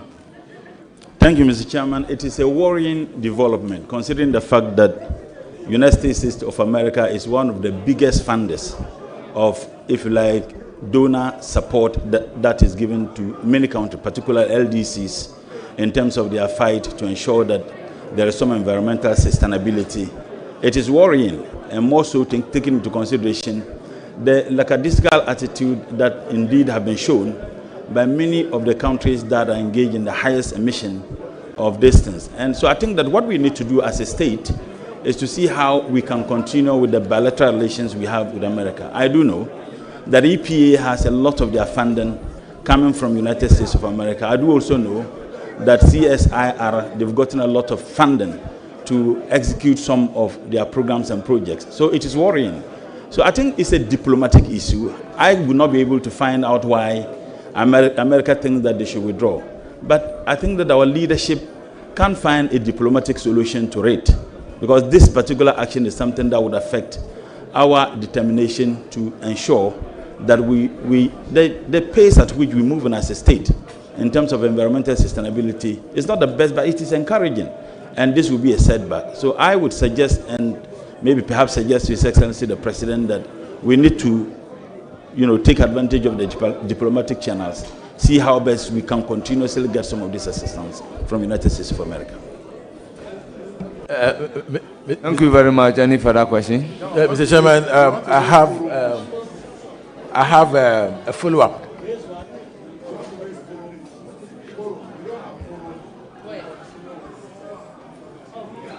Please proceed with your question. Now, Mr. Nominee, my question really was about whether you think Ghana should continue to honor its NDCs. I mean, that is our nationally determined contributions. That was my question. And so if we can really expatiate on what our NDCs are and whether you think that we should continue to honor them in the face of the withdrawal of the major emitters from the Paris Agreement. That is my question, Mr. Nominee. Well, if you ask me as an individual, I'm yet to take up that responsibility at the ministry. What I can say is that there will be some further consultation with the various stakeholders and technical people to see how best we can. But my personal view is that we need to continue honoring it, because whether we honor or not, the global emission is something that won't stop. In your question, you indicated that the LDCs contribute about 3% or less than 4%. So it is like a tea in a spoon in a teacup. So I think that we should continue honoring, because if you refuse to, some of the donor funding we are getting, we may not be able to get it. So I think that we should continue honoring it. Any further question? Yes, Mr. Chairman. My next question, Mr. Nominee, is that looking at how long it takes for plastic to degrade and how most countries are encouraging plastic reusable bags from shopping malls, would you consider a ban first on importation of all forms of plastic bags, and then encourage Ghanaian companies to produce non-plastic reusable carry-on bags to help with the problem of plastic usages? And if you can give timelines to this so that the people of Ghana can hold you to it when the time comes. Well, first and foremost, I don't think that I would suggest.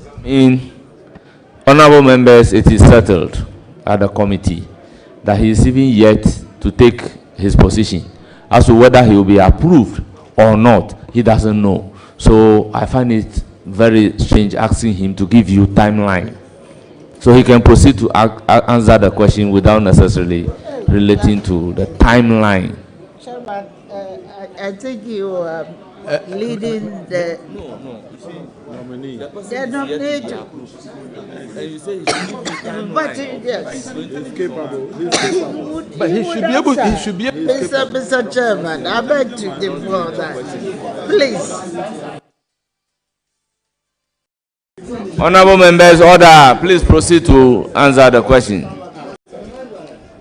Thank you, Mr. Chairman. Mr. Chairman, I think that if I'm approved by this committee, I think we need to do a comprehensive feasibility study to ascertain the socio-economic impact of such a ban on the people of this country, and also take into consideration whether there are alternatives, and as to whether those alternatives are available and cheaper.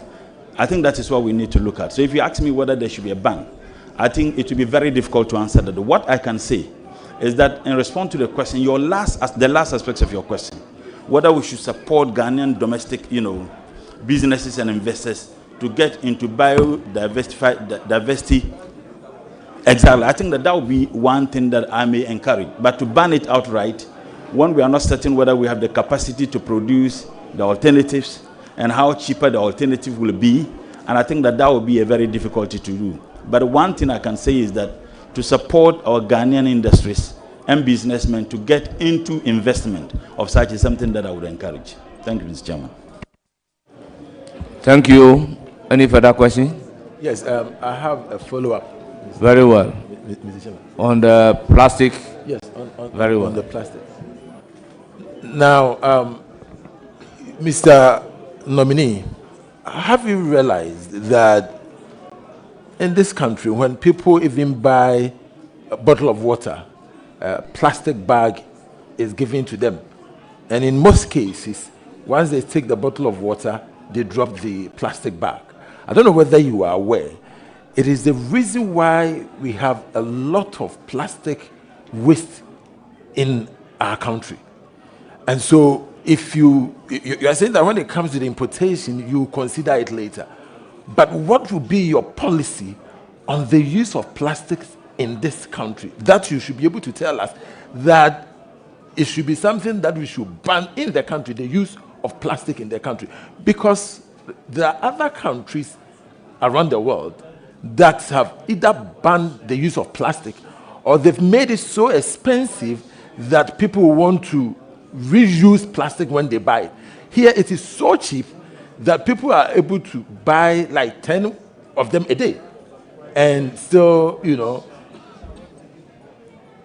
would you allow me, my brother? But will you address the chair and proceed to ask the question? Yes. So my question is whether, apart from the importation, you suggest to His Excellency the President to ban the use of plastics in the country. Thank you, Mr. Chairman. Like I answered earlier, but I think you asked this question on the ban on the plastic bags, and he has provided the answer. You even tagged your question that will he provide a timeline for doing so. So, Mr. Chairman, with respect, there were two aspects. One was importation. One was importation. And he answered that correctly. This one is the use. So Chairman, will he consider a ban? Yes, Mr. Chairman. Very well. Will you consider a ban on the use of plastic bags? Thank you, Mr. Chairman. I think in response to this, just like I responded to your earlier question, you don't just ban because there is a challenge. You need to be looking for alternatives. So if you don't have the alternative and you go ahead to ban, the consequences will be dire. So what I think I will do is that let's have a comprehensive, study on the issue and find out the alternatives. How do we support our domestic industry to come out with, if you like, reusable containers, biodegradable packaging, and these are things that other countries have done. Rwanda didn't just ban, they came out with some of those things to be able to stabilize the system before they went ahead to impose such bans. So I think that is what I would do. Well, I recognize a follow-up question from the minority whip. Okay, Chairman, thank you. My friend, Honorable Mutala, or should I address you as Dr. Mutala? Comrade Mutala. Congratulations in the first place. I find your answer to the plastic waste quite interesting, and I want to pry further. As you do know, the separation of waste is one fundamental need of our country now. I mean, in other jurisdictions, you find that even from the outset, the waste is separated, which helps in the management or disposal. What is your thinking going to the ministry? And I know this plastic waste is a huge concern, environmental, the effect of the environment and all that. Is it, and I heard your answer when you said that you have to get there to probably look at the stakes to be able to take a decision whether to ban or not to ban. But you are going to be, inshallah, by the grace of the Almighty, you are going to be our Minister for the Environment. I'm curious to know what your thinking is in the face of this challenge that plastic waste poses to the environment and the economy. What is your thinking? What should be the approach? Thank you, Mr. Chairman. In other jurisdictions, the segregation starts at home and in the communities. That is not what we experience in our part of the country. What do we then need to do to ensure that there is some proper education and sensitization of domestic users and disposal of waste, such that within homes, if the state needs to intervene to provide the needed dustbins, more or less, liquid waste where you dump them, solid waste where you dump them, it all helps. And I think that is what I'll be looking at. If there is the possibility for the state to intervene, perhaps taking advantage of other, if you like, private entities who are interested in some of these things, then we have some education, some sensitization, so that people would be able to segregate liquid waste and solid waste. It helps even at the, the receiving point where the waste is even dumped. But when you mix them, it creates a lot of problems for sanitation and some of the disposal for such. So that's what I would do.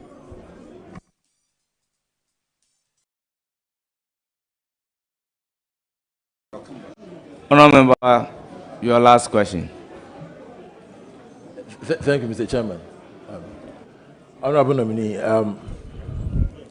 when it comes to environmental pollution, we talk more about air and water. But there's another one which we seem to have forgotten, and that is noise pollution, which is generally caused by the traffic noise, air noise, construction sites, catering, and nightlife, and even especially religious bodies.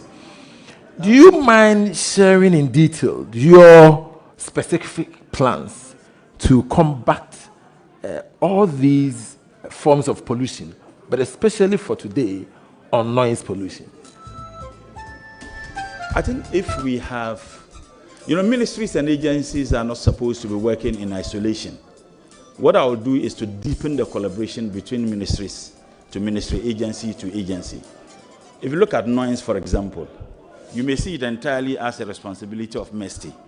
But to be able to have a policy that would regulate the noise that people engage in our communities, you cannot do that without engaging traditional authorities, without engaging local governance level. In this case, the Ministry of Local Government and Chief Sansi will be so much important in it. So I think what I would do is to have some consultation with some of these ministries and agencies and see how best we can all help to stem the tide. If you check the EPA law, it seems to me that there isn't any aspects of noise, if you like, pollution in it. That is something I would want to take a second look at. If there can be some amendments just in the new law so that we can incorporate noise pollution into that act, and I think that is also something that will go a long way to help. Thank you. I'll proceed to give the floor to Mr. Chairman, with respect, Honorable. I'll have follow-up if you don't mind, Mr. Chairman. Very well. The follow-up on the noise. In answering the question, you mentioned the new law which is in the offing. I'm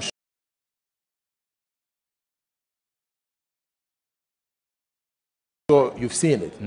And so, are you able to share with us the specific provisions in the law which you believe can help with the noise pollution? Or if there are none, are you able to tell us the lacuna, what you think should be done regarding the new bill to be able to combat this noise pollution? Thank you, Mr. Chairman. I guess when I was responding to your question, I said that is what seemed to be missing in the new law, the aspects of the noise pollution, and that is what I will be taking up. I recognize Honorable Adolfo. Yeah, thank you. Thank you, Mr. Chairman. Comrade Mutala, congratulations. And you did not run away from Nanton for nothing. You came to Tamale and you are now a king there. Once again, congratulations. Honorable, I'm coming home. We know the ministry you are going plays a pivotal role in economic development in this country. I know your capabilities. But I want to find out from you, what are the main environmental issues confronting this country? Can you list some of these? Well, you look, Mr. Chairman, thank you. Galamsey is one classical example. I mean, the environment is destroyed. And I must also add that, Mr. Chairman, the responsibility of protecting and ensuring that we sustain the environment is a religious one. Maybe unknown to many people. If you read Genesis 2:15, there is ample statement that demonstrate that we must all do everything possible to protect the environment. And if you come and read the Quran chapter 2, verse 30 in Surah Al-Baqarah, Allah himself admonished us. There are hadiths, and when I say hadiths, these were the sayings and the practices of the whole prophet, where he insisted that even in war, do not cut down trees. So there is some reasons why everybody, and I believe that in African traditional religions, they tell you that when the last tree is cut, the last man dies. If you read other religious groupings, Judaism, Zoroastrianism, Buddhism, you see that they all have aspects of the need to protect the environment. So if you ask me, I think that that is one major challenge. And it encapsulates a lot of things. Because they cut down trees, they destroy water bodies, they destroy livelihood, they destroy the habitat that lives in them. So if I say Galamsey, I think that it encapsulates a lot of aspects of the examples that I may be given as one of the things that affects our environment. Thank you. Chairman, a follow-up. I'm happy you mentioned about cutting down trees. Can you tell us the percentage of forest cover about 50 years ago in Ghana? Mr. Chairman, I will not be able to. What I can say is that I know that the World Bank financed a project undertaken by EP and the ministry to determine the destruction of water bodies and the forests. And the report was shocking. When they quantified it, it constituted about 10% of our GDP. So what I even intend to do is to take an audit of the environmental degradation that we have had in this country. Because if you have an audit that is done, then you have something, in hand that you can work with. But it seems to me that we are engaged in firefighting. You cannot specifically say this is the level of destruction of the activities of Galamsey and other human activities to our environment. So the first thing I intend to do is to see if we can have a national audit to be able to determine the percentage of the environment that is destroyed, taking into consideration the work that was funded to be done by the World Bank and EP and the MSC. So that's what I intend to do. Yeah, thank you, Mr. Chairman. I still want to bring my brother down to that same. This is a follow-up, Chairman. I want to know presently if you have an idea the percentage of forest cover in this country. I don't have that in hand presently. I don't. Okay, what I can tell you is that a substantial amount of deforestation has taken place. You are going to... Honorable, my very good friend, you are to ask question. A preamble. But you say what you can tell him.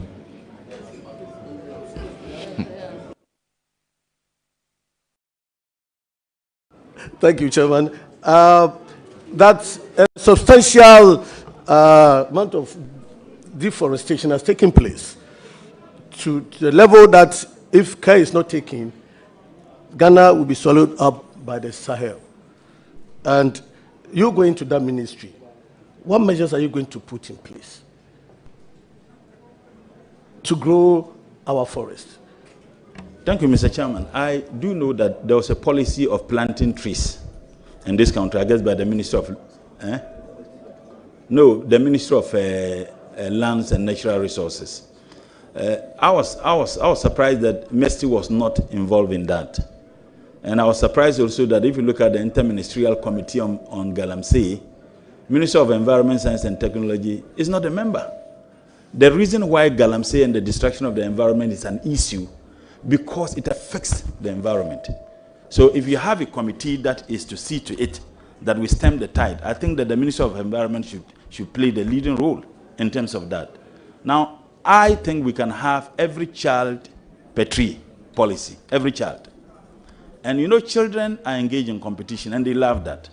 So if you have a policy that every child should have plant a tree and nurture that tree, it is tailored into President Mohammed's vision as captured in the NDC's manifesto, that every man per tree.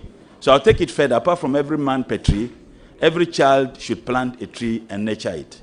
We should also have aspects to look at how we can, you know, work in hand with the Minister of Agric to support farmers to reclaim some of the degraded lands. There are several ways by which people who are engaged in agricultural activities can do that. That is environmental friendly. And these are some of the issues I will be taking up with other ministries such as Minister of Agric. Yeah, Mr. Chairman, my second question. You know, I'm coming from the Agric Ministry, and one major problem that farmers face is post-harvest losses. You are going to a ministry where you are going to be in control of science, technology, and all that. What plans do you have to use technology, especially nuclear energy, to preserve agricultural produce so we can reduce these post-harvest losses? First and foremost, I'll be looking at increasing the funding sources of some of these state institutions. The Ghana, GAIC, Ghana Atomic Energy, Commission, and you have EPA, you have CSIR. They all have the capacity to come out with new innovative ways by which we can assist to protect our environment. Unfortunately, if you look at budgetary allocation to them, are not encouraging. One, I would insist that we increase budgetary allocations to them. So what I have done, I have had engagement with heads of the various institutions, and I insist that they all present to me a paper determining the challenges they are facing within the agencies, challenges which prevents them, unfortunately, from executing to their fullest capacity, and means by which we can find solutions to them. So that if I am discussing that with the government, I should discuss with the government having something that is concrete. So I think that once we get to, we'll be able to engage various stakeholders. Now, Mr. Chairman, the issue of post-harvest loss, it is not only limited just to the environment. It has something also to do with motorability, access to farmlands. I'm a farmer myself, and I have seen people who engage in small-scale farming, that they can harvest their farm produce, but they find it extremely difficult to cut them to market centers to sell.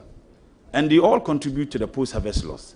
How do we work in tandem with Ministry of Roads, so that that linkage that ought to exist between ministries is deepened. And I think that these are some of the issues I want to look at. So in as much as I'll look at the aspects of the environment and what we intend to do, I'll look at the aspects of other ministries can do in line with the Ministry of Environment, Science and Technology to reduce this post-harvest loss and increase agricultural yield. Thank you, Mr. Chairman. Yeah, thank you. In your answer, you've given indication that you work in collaboration with other ministries and agencies to resolve some of these problems. There's a key policy, government policy in education, that's the STEM education. They say charity begins at home, and you know that. How are you, when giving the nod, Honorable Member of Parliament, when giving the nod, what are you going to do to bridge the gap between your ministry and the STEM policy, if you want it expanded for the benefit of this country? Thank you. Thank you, Mr. Chairman. I think STEM is not only important but essential in our drive towards innovation, industrializing, first and foremost in conjunction or in collaboration with the Ministry of Education. If we can add STEM education in our educational curricula at all levels, it seems to me that it is only limited to those who want to study in the area of science, innovation and others.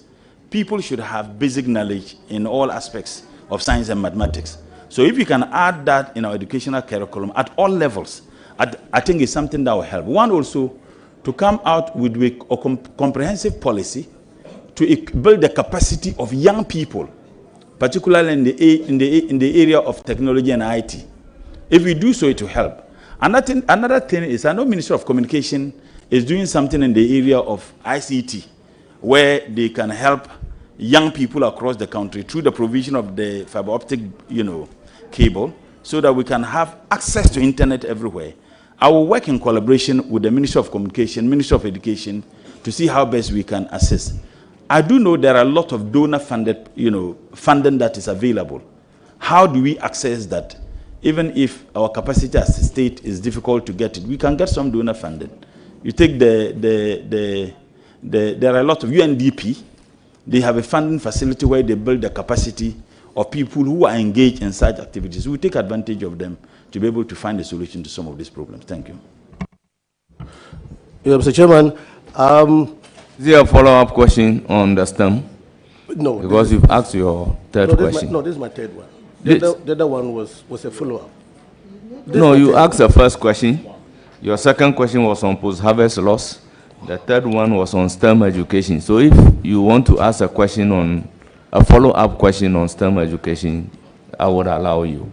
But if it is not a follow-up question, then you have exhausted your questions. Mr. Chairman, I'll take a cue. Honorable nominee, the STEM education that you spoke about is leading me to something else. All the agencies under you, some are more endowed, others are not. So how are you going to ensure that those that are not endowed, like CSR, like Ghana Atomic, you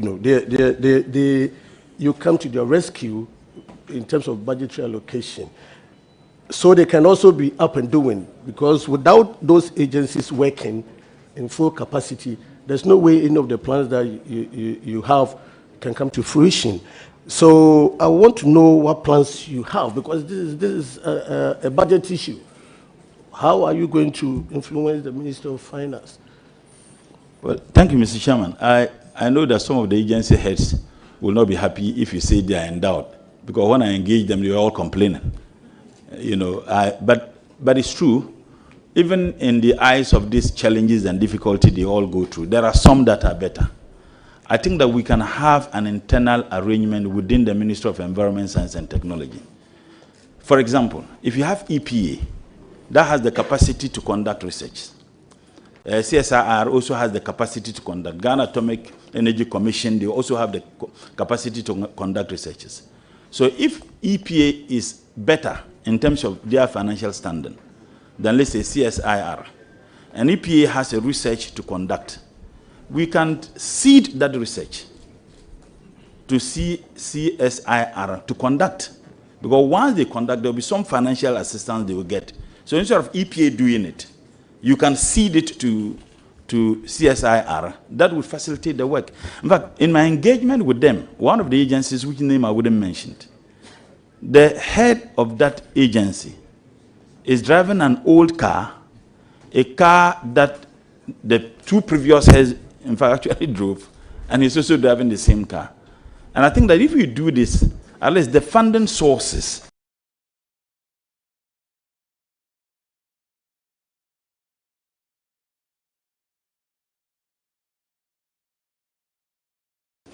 can be channeled to those agencies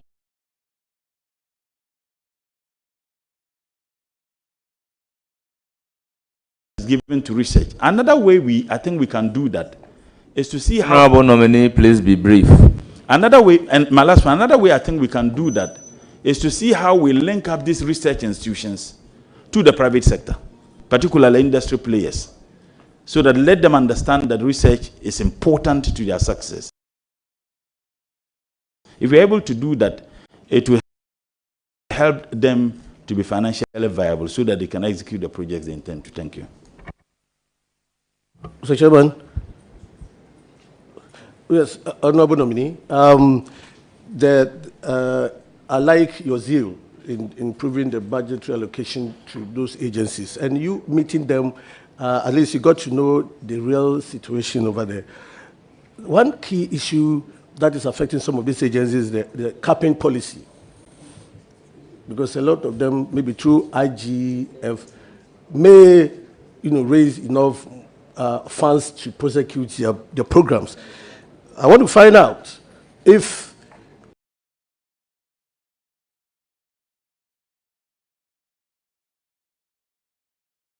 you would tell the Minister of Finance that, or what he would do about the capping, so that your agencies will have the needed funding to prosecute the agenda. Thank you. Thank you, Mr. Chairman. I have an outstanding working relationship and personal relationship with the minister. And for me, that is a plus. And two, like I indicated earlier, I have asked all the agencies to present a paper to me. The challenges, the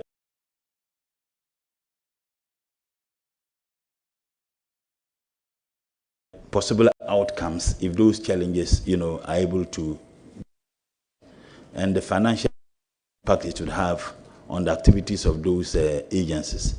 Once they do that, I'll study it, I'll constitute a technical team within the ministry so that we can make a stronger case to His Excellency the President. One other thing I will do, like I said, engage private people, private businesses to be interested in research and see how we can commercialize research output. I think commercialization of research output is also very, very important. So that could also be a source of maybe generating some funds for some of the agencies. So these are some of the things that I think I intend to reach. Thank you, honorable members. I give the floor to Honorable Benazir Telabi. Thank you, Mr. Chairman. Honorable Mutala, congratulations. I like the way you answered all the questions.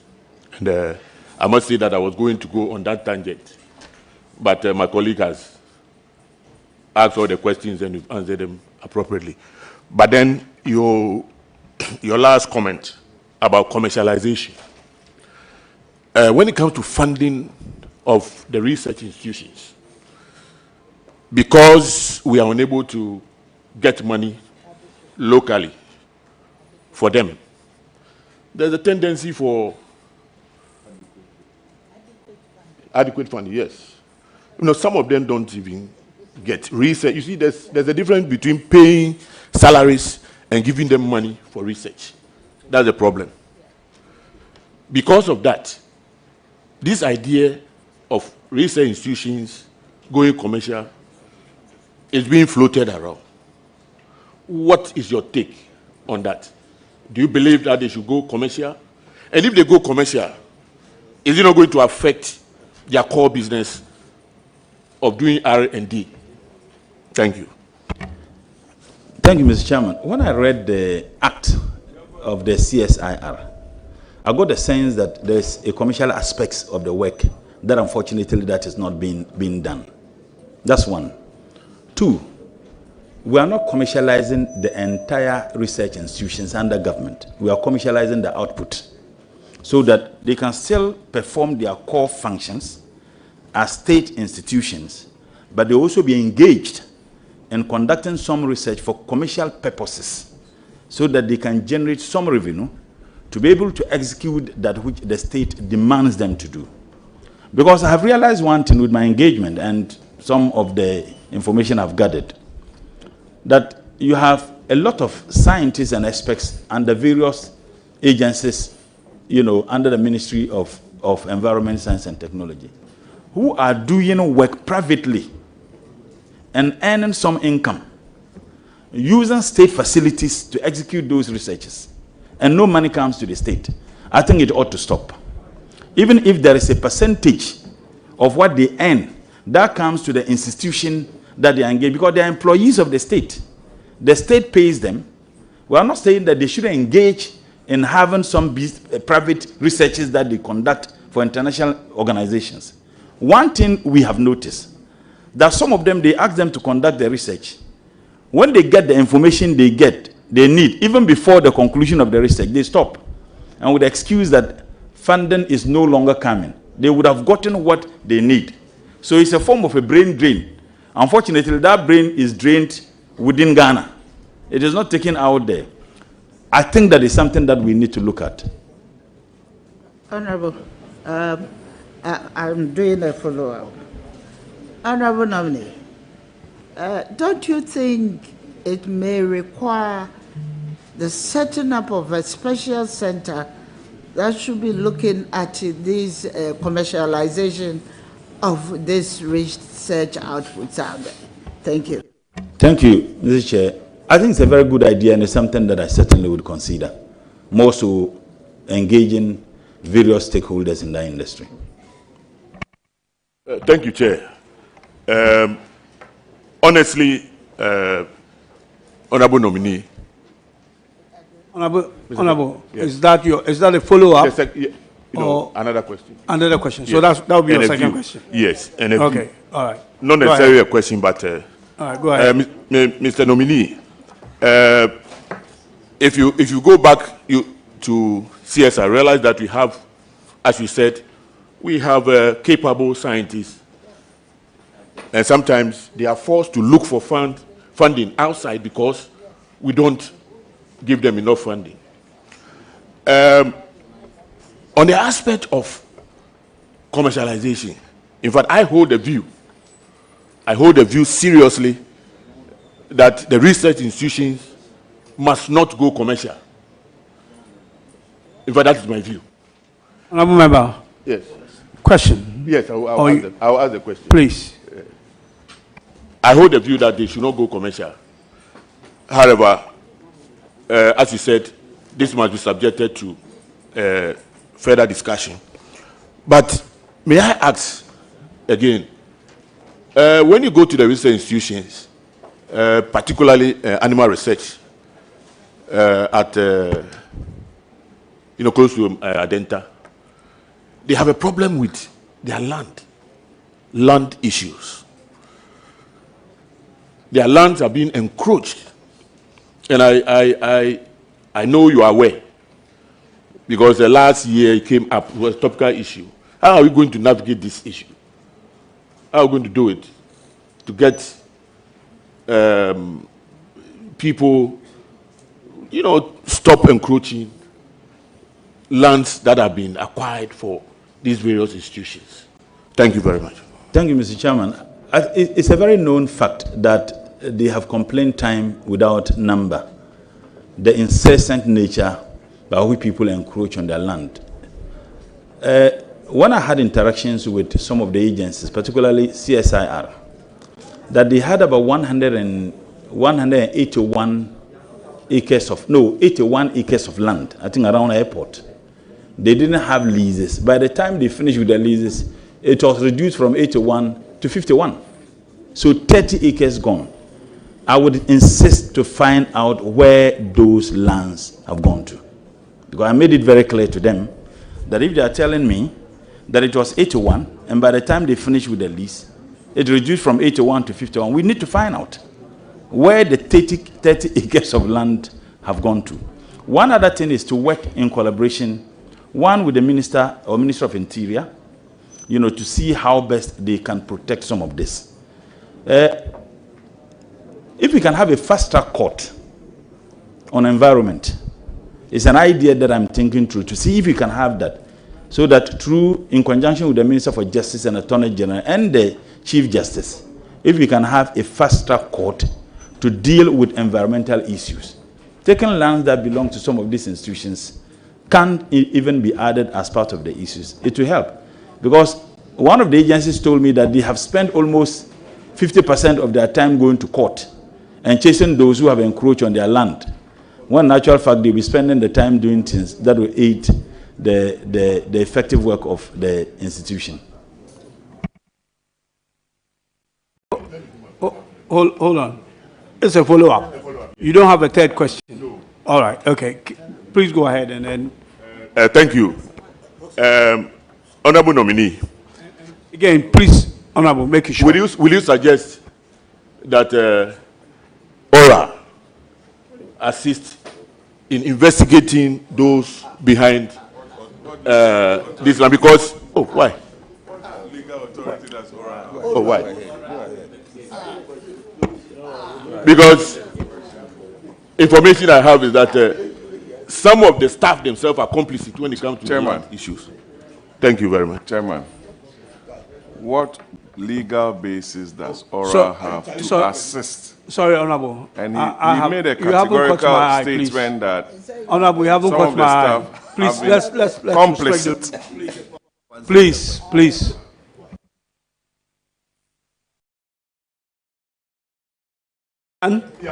Okay, nominee, please. Mr. Chairman, I think this is new information he's given to me as to the complicity of employees of those institutions. I think that if it is so, he's an honorable member, and I do know that he can't just make a statement without evidence. I would have further engagement with him so that we can involve appropriate state institutions to investigate the matter. Thank you.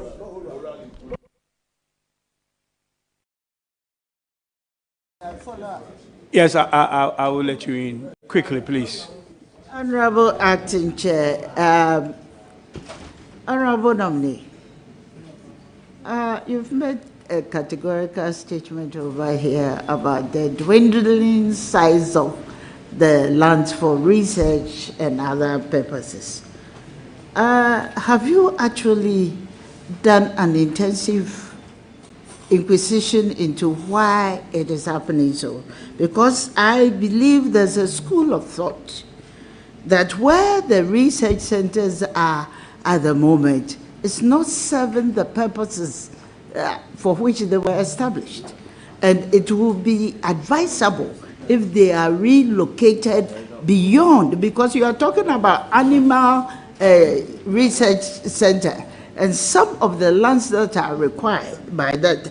So I just want to find out from you whether you have actually made a deep inquisition into why these lands are being reallocated. Thank you. Thank you, Mr. Chairman. I indicated in my response that this was something that came up when I engaged the various agencies under the ministry. I think that with the investigation that will be done into it and further inquisition as you're suggesting, we'll be able to know what happened to those lands. Because if I'm told that 81 acres, and by the time they got the lease, it reduced to 50, we need to know. So I would, your advice is something that is very important. I know you've been a deputy minister at the ministry before. I've had interactions with you, and I told you that after the vetting, I will engage you further. I think you'll be a very important person to give me some of this information. Thank you.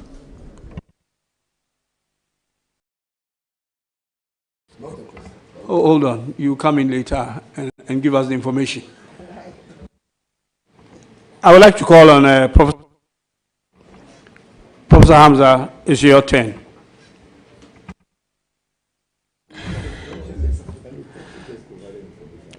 Please go ahead. Honorable Dr. Mohammed Mutala, congratulations. I have no doubt about your capabilities to be able to drive the ministry. But then I have just a few questions. Well, under the Paris Agreement, countries are allowed to collaborate in order to be able to meet their climate targets. Subsequent to this, Ghana has entered into a bilateral agreement with about a number of countries, Switzerland, Singapore, Sweden, and the rest. This is supposed to bring to the country millions of dollars. However, the process is so slow. If you get into the ministry, how do you intend to speed up the process so that this huge opportunity can be realized by the country? Thank you. Thank you, Mr. Chairman. I'll first and foremost find out why the process is slow. And if you're able to identify why the process is slow, I believe we can get a remedy. Of course, like I said earlier, if ministries are working together, you'll be able to identify some of the solutions to the Ministry of Foreign Affairs will be a critical ministry that I would engage, having identified why the process is slow. And I believe that we'll be able to find a solution to it. Thank you. Thank you for the answer. My second question is, funding research in Ghana is a perennial problem which everybody is grappling with. We took a bold decision as a country somewhere around 2020, and we passed a law, the Ghana National Research Fund. And in the passage of the law, the president or the president is supposed to allocate a seed money of 50 million Ghana cedi. Then subsequently, at least up to about 1% of our total revenue supposed to accrue for this fund. Till date, over 5 years down the lane, no action has taken place. What steps will you take to ensure that as soon as you get to the office, you work towards the implementation of this? Thank you, Mr. Chairman. The information I got is that when the law was passed, I think in 2020 by Parliament, there was a difficulty as to which ministry handles it. I think the debate was between MESTI and Ministry of Education as to which ministry should handle it. Unfortunately, this debate or argument, ran for 4 years as to which ministry handles it. Yes, 50 million Ghana cedis as the seed capital.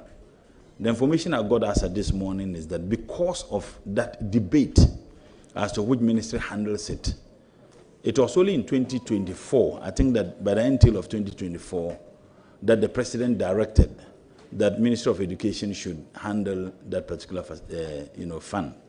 So what I'll do is that, of course, I'll sit with the Minister for Education, who happened to be my senior brother, and see how we can tailor the funding of it to meet the vision and the policy position of His Excellency, the President. As a matter of fact, I don't mind much which ministry handles it, if we are to work together. For me, it doesn't matter which ministry handles that facility. But if you are to work together, I think that is what I will be interested in. Thank you. My last question, Honorable Dr. Mohammed Mutala, you are going into a ministry where you have a lot of technical men. It's a technical ministry with a lot of technical men. What steps do you intend to take in order to ensure that there is that kind of smooth working relationship between you and the technical men to ensure that the process of ensuring total development of this country is ensured? Thank you, Mr. Chairman. Let me quickly say that I don't know why repeatedly you address me doctor. I haven't graduated yet. I'll be graduating, God's willing, on the 11th of next month. Don't do that, and University of Ghana says that we are not awarding you the PhD again. Just besides the point. When I had my first engagement with the heads of institutions, I got the sense that every head there is a professor. When we were to do, self-introduction, and at a point, I haven't addressed someone as professor. I said, no, I'm not a professor. And I said, I thought every, head of an institution under Minister of Environment, Science and Technology is a professor. I do understand that it's a purely technical ministry. I do understand that it is full of scientists. I would give them the absolute freedom to operate, as long as what they do is in sync with the vision and policy direction of President Mahama. I wouldn't have any problem. And I indicated that to them, that I would allow them to operate. Whatever they think that we should do that will inure to the benefit of the people of this country, and in line with the vision and policy position of President Mahama, I'm good to go with them. So I respect academia. I respect people with such intellect, and I wouldn't have any problem working with them. Thank you. Congratulations once again. Wish you all the best in the ministry. Thank you. Thank you very much. Ajia, Honorable, please, it's your turn now. Thank you very much, Mr. Chairman. Do you want me to congratulate you? Anyway, congratulations. All those there, congratulations. You see, I'm congratulating my husband. What's wrong with that? Congratulations and well done. I am not surprised about your appointment.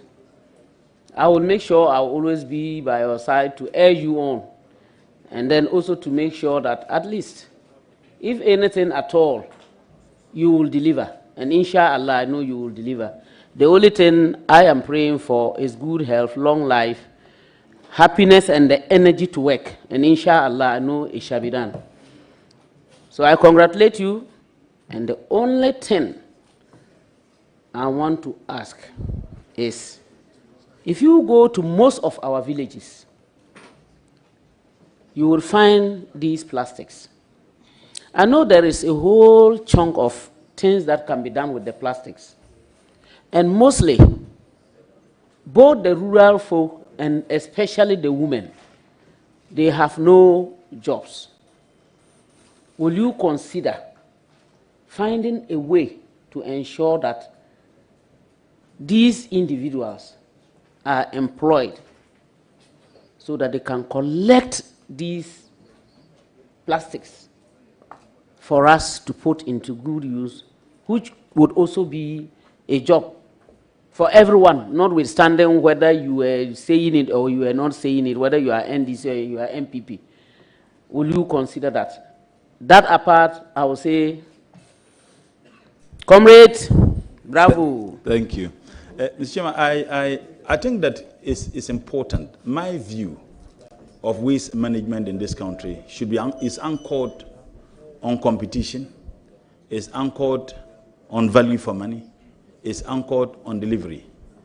I intend to demonopolize the management of waste in this country.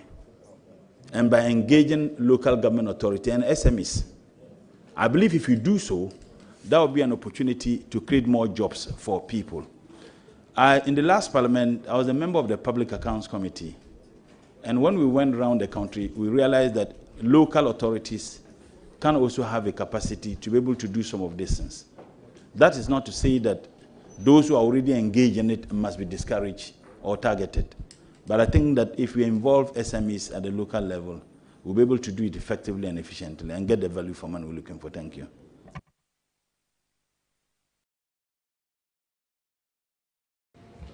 Are you done? Yeah, okay. Thank you very much. Now I will come to my left. And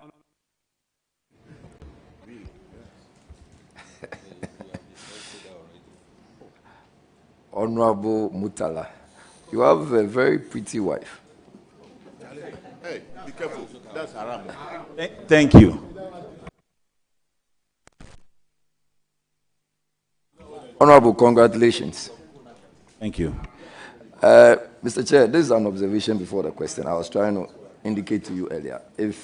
Yes. So on the CSIR, I heard you indicate that it was about 81 acres and now it's about 50. But I know Honorable and Recorte did some work with reference to protecting some of these areas. Maybe you should check with him and ensure if some of the lands have been reclaimed and some Ramsar sites as well. Mr. Chair, now my question. Okay, go ahead. So, I've also observed, and I'm sure some Ghanaians have also done the same, the issuance of permits, especially environmental impact assessment permits, permits for some manufacturing industries, and to the extent where they operate. One of which is in my constituency. The company is called Empire Cement. And a lot of filling stations. Another example is the one closer to Medina, the one that was gutted with fire. I just want to ask you, how do we get these permits issued and wrongly issued? What are you going to do to ensure that such further permits are not issued? Thank you very much. Thank you, Mr. Chairman. I think it's true. There have been some serious debate over the operation of some of these facilities. And I guess the debate only comes up when there is a disaster. But in the absence of the disaster, we seem to be very comfortable as to the status quo. I do know that with the new EPA law, which Parliament passed, EPA permit or certificate is now preconditioned for any other permit you are supposed to get. If you want to operate, for example, in the mining industry, you need to have the EPA certificate first before you can get any other certificate or permit to be able to operate. Once again, I think that various ministries do not need to work in isolation, and agencies. If you look at the EPA law, it has given EPA so much powers. But the minister has a supervisory role to ensure that the powers given to that agency is used effectively, efficiently, transparently, without any difficulty. The Empire Cement example you gave, I've had some interactions with, leadership of the various agents, particularly EPA. And we will look into that. It is something that I will take up seriously. The good thing is that the permit, my understanding is that it's given every 2 years. So there are some preconditions.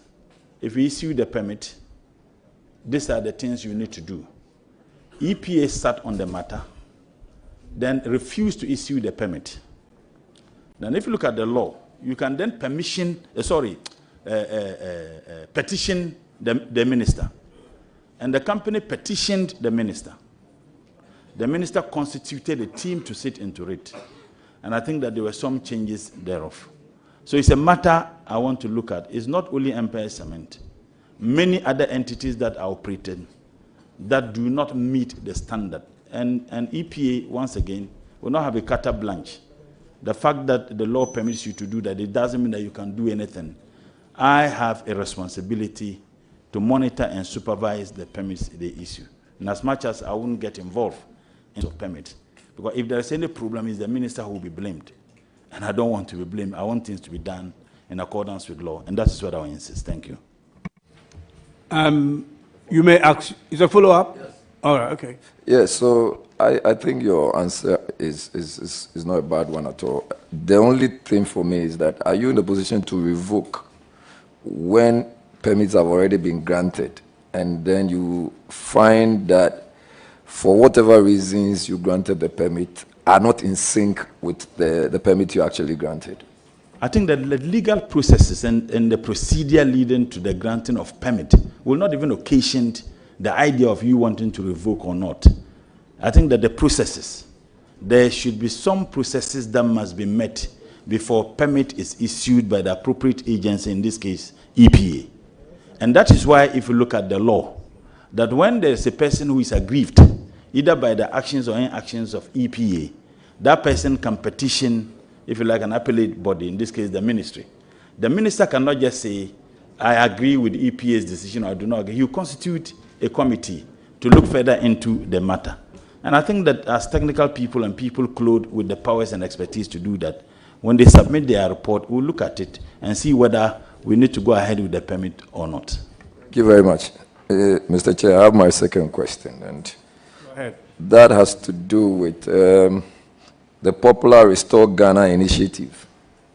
And this seeks to address very significant environmental and developmental challenges in Ghana. Do you want to expatiate on that since it's in your manifesto? Thank you, Mr. Chairman. It borders on reclaiming our lands, and we, like I said, we all know the havoc of Galamsey. And when I answered the earlier question, I said Galamsey is enough to talk about all aspects of environmental destruction. They destroy water bodies, they destroy farmlands, they destroy habitats that live in them, they destroy the livelihood of people. I think that deepening collaborative effort among ministries is important. If you ask me, my personal view, I think the issue of fighting Galamsey, it should be the Ministry of Environment that should take the lead. I don't think it should be Ministry of Lands. Ministry of Lands is accused, rightly or wrongly, as having been a participant in the Galamsey menace we have. So it shouldn't be the ministry that should be taking the lead in fighting Galamsey. Unfortunately, the interministerial committee that was constituted, Ministry of Environment was not even on that committee. And I guess my mother, would certainly lament on some of those things, because I think that the reason why Galamsey is an issue is because of the destruction of the environment and the consequences that such destructions bring to our livelihood. So it was mind-boggling that the Ministry of Environment, Science and Technology was not even on that committee. I think that the ministry should take a lead role in fighting against this Galamsey menace. Yes, Mr. Chair. Just by way of information, I recollect Professor Frimpong Batin was, and he was then the Minister of Environment, Science and Technology. So he was a member. I think he was even the chair also. No, but briefly, you remember there were some issues. You remember? Oh, but, I don't want to get into that. It was, and ever since, Mesty was not even involved again. Yes, Mr. Chair. This should be your third question. Yes, that's my third question. Okay. Yes.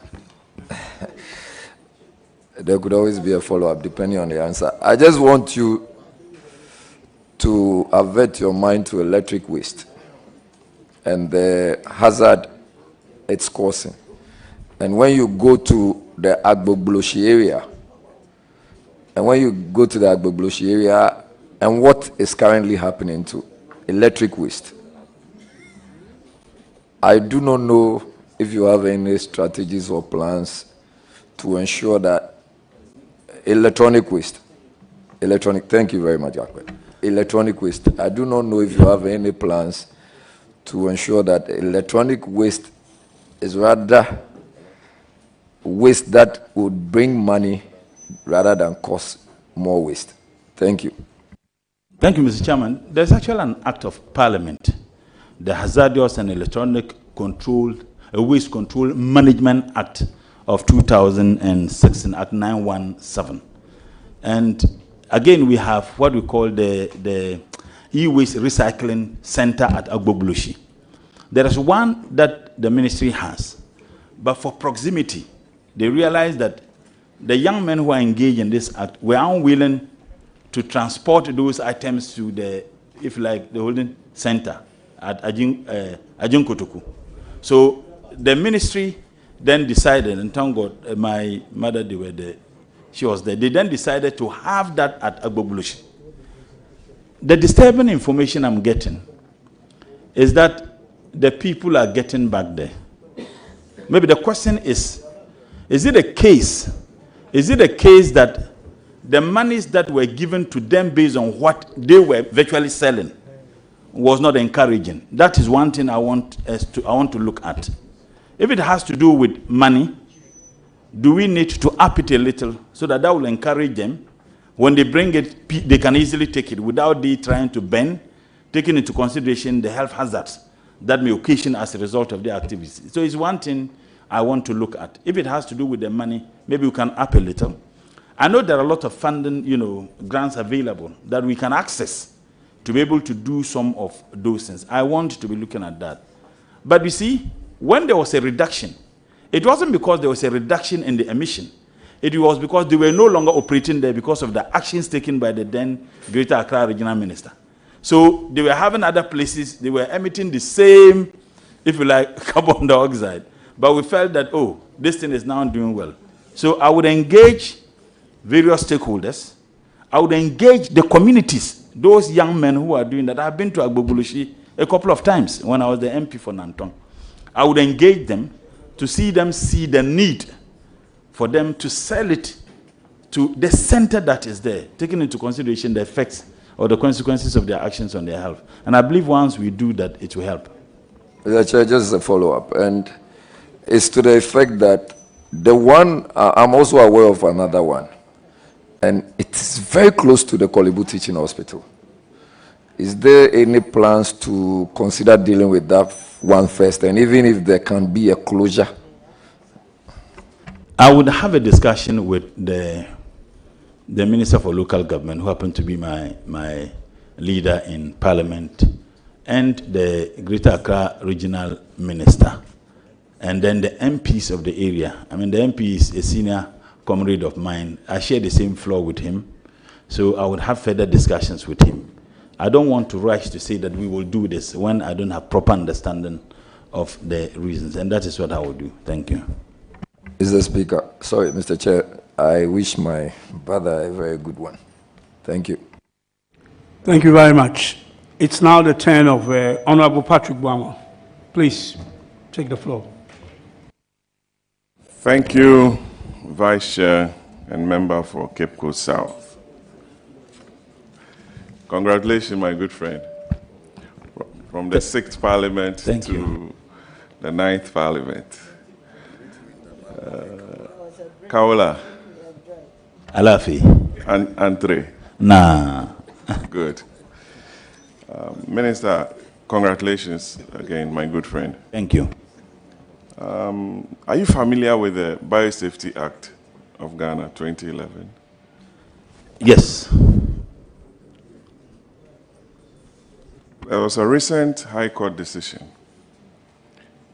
by some human rights group that threw out some proposals or the quest for government to introduce GMOs or genetically modified organisms.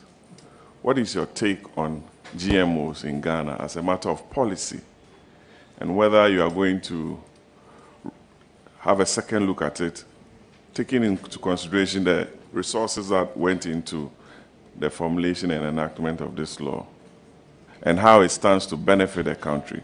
Thank you. Thank you, Mr. Chairman. There's a global debate as to whether we should continuously consuming GMO. One, and I think that the debate is also occasioned by food scarcity, particularly in many developing countries. And the contending view is that we should ban it. But the question people ask is that if we ban GMO, what will be the effect on us? Would we have enough food? I think that the Biosafety Act and the National Biosafety Authority is clothed with the capacity to be able to determine the processes through which certain organisms, GMO, genetically modified organisms, some say genetically modified food, certain organisms can be used in our domestic market. And I have no doubt whatsoever the capacity of the National Biosafety Authority to be able to assess and advise government, either through the Ministry of Agric, through Ministry of Health, and the ministry as to which could be consumed domestically. Because if we ban, what will be the effect on us? And as far as they certify that this particular food is healthy to be consumed, I would have no problem at all with that. That's assuring, and I think you must take a very good look at that. And you being an environmentalist, what do you know of the terminology called other environmental trends? Have you heard about them? Before I proceed to ask my question. Yes, Mr. Chairman. What are some of them? Let me agitate your mind or thinking on other environmental trends. It's a global lingua. Let me put it that way. Yeah, my understanding is that it involves a lot. The challenges that the environment is posed with, either directly or indirectly, the consequences of those actions humanly and some that are natural to our basic survival, Because if the environment is protected and sustained, we can survive and live well in it. But if it is not, we will all, suffer the consequences. Thank you. Honorable Pasubama, I take it that you are on your second question now. You gave a preamble to your second question, so you are on your second question. All right, thank you. Kweku. So that was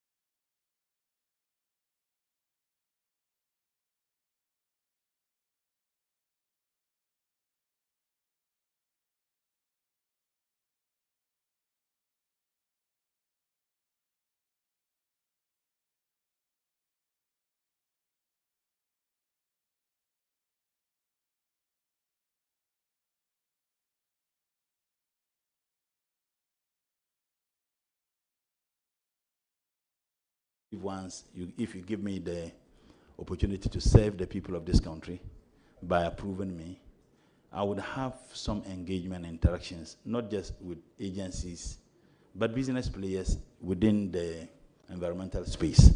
And I believe that there are several other issues that may not even come up that will come up, so that together we see how best we can find solution to it. But you can't do this, once again, without engaging other ministries and agencies, because the issue of importing into this country borders on several ministries. Ministry of Trade, Industry, and Agribusinesses, the Ministry of Finances, they're through their agencies. If we have such interactions and engagement, we can all find solutions to it. And of course, the Ministry of Justice and Attorney General, it borders on illegality. They would also have a role to play, and that is what I will do first, in order to find solution permanently to some of these problems. We may not be able to stop it entirely, but we should make it absolutely inconvenient for anybody to want to engage in such. Minister, as a follow-up, there's actually a law in place banning its importation. That is what the industry players in Ghana wants the ministry to enforce. So you are clothed with all the powers to ensure its enforceability. Let me go to my third and final question, Chairman. President Donald Trump, your good friend, the 47th President of America, for the second time, has signed an executive order taking out the United States from the Paris Climate Accord. It has a lot of global implications. Ghana is a signatory to that convention or treaty. What are some of the effects, in your view, that Ghana stands to suffer from the withdrawal of the U.S. from this all-important climate change, given the fact that in the west coast of America, we saw the fires there, in California, even in Ghana, a lot has happened. It rains even in November, December, what have you. So some of us do believe in climate change. And a big power like the US taking this stance, especially in this very important period. I want to hear from you, and the country wants to hear from you. And I wish you the very best, Mutala. Thank you. Mr. Chairman, I guess there was an earlier question that was not even direct as did, but in my response, I did indicate that it is a worrying development, considering the fact that US is the second largest emitter of the green gas. And also taking into consideration the amount of money that Ghana as a state gets from the United States of America to support, the work and our effort for environmental sustainability in this country. So the question is, US withdrawing from it, is it going to affect the funding sources that we get from the United States of America? My prayer is that it wouldn't affect those funding sources. And we have an outstanding, relationship with America as a state. Ghana is a beacon of democracy. And I think that through the diplomatic balance, we'll be able to have some bilateral, arrangement with the US government to see how we can maintain such funding sources, hoping that President Donald Trump may change his mind, and hoping and praying. So if he changes his mind, that would be good for the entire global community. But if he doesn't, we must find a way, innovative way of ensuring that such support financially we get from America continues. Thank you very much. It's now the turn of Honorable Umar. Please, you have the floor. Thank you, Chairman. Yes. Now come up. My brother, Comrade Muntala, congratulations. Thank you. And you've been a role model to a lot of youth, not only from the northern region, but the entire country. And we count on you to be one of the ministers that Ministry of Environment never got.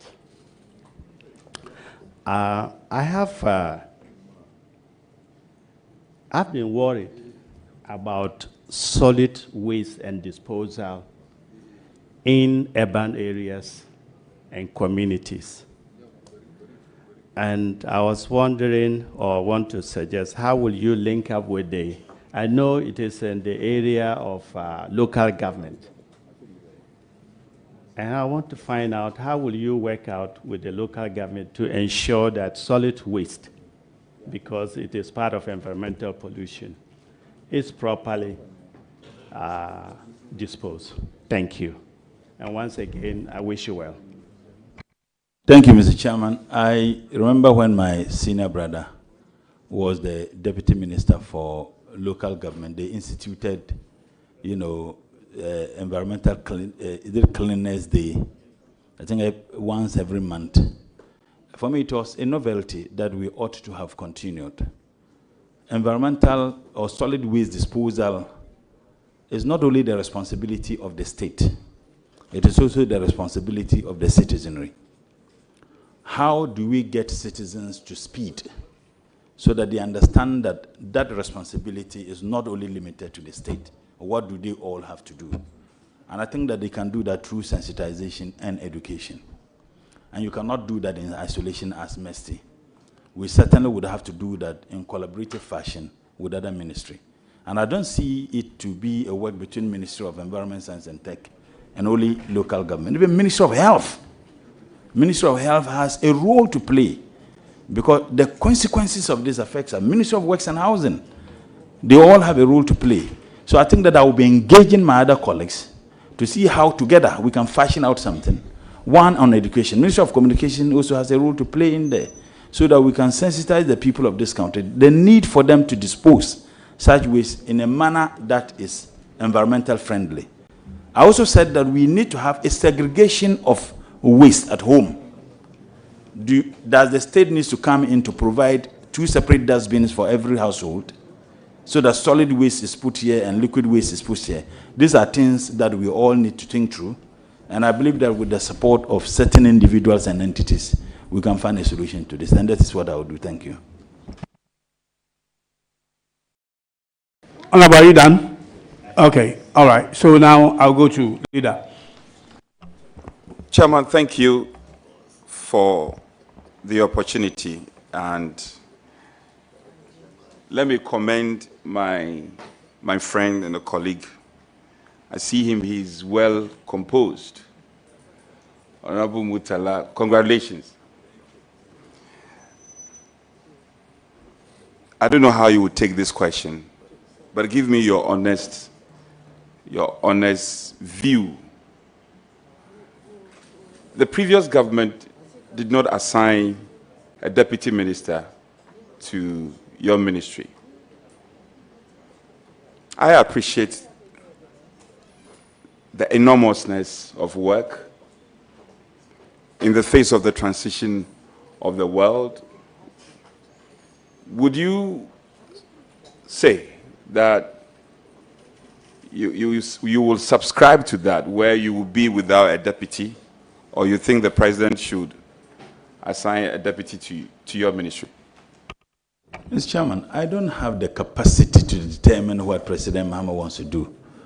I am only working in accordance with the dictates of His Excellency President Mahama, and I have no doubt whatsoever about his sense of judgment. He knows why he wants whether we should have a deputy or not. So, Mr. Chairman, I can't be answering your question. I don't have the capacity to answer. One thing I can say is that President Mahama has proven beyond any doubt that he's visionary. He has some well thought through in terms of decisions he takes and policy formulation, and that is why his track record is outstandingly superb. So I don't think that I'll be able to determine to him what he wants to do or not. Thank you.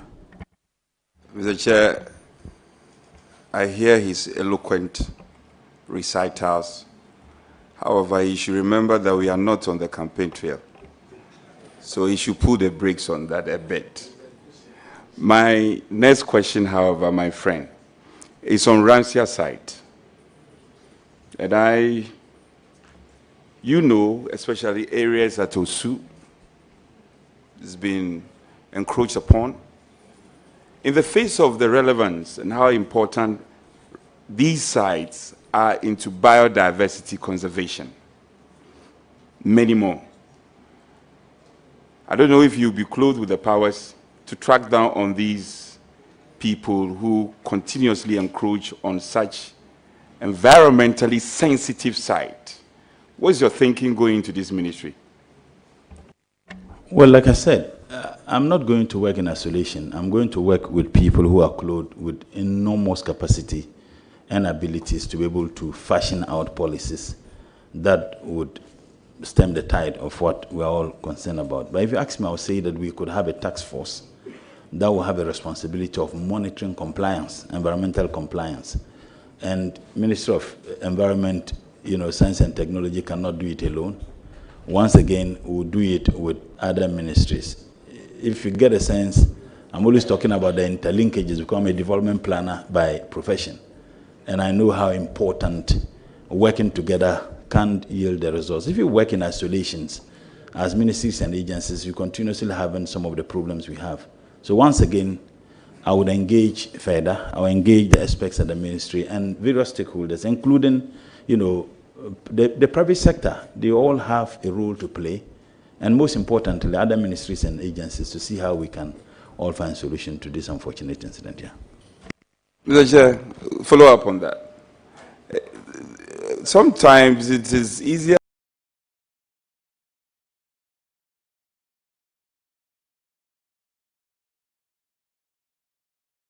said than done. And I hear you when you said you are going to consult stakeholders, even the private sector. Sometimes your stakeholders may be thinking differently from what your thinking lines are.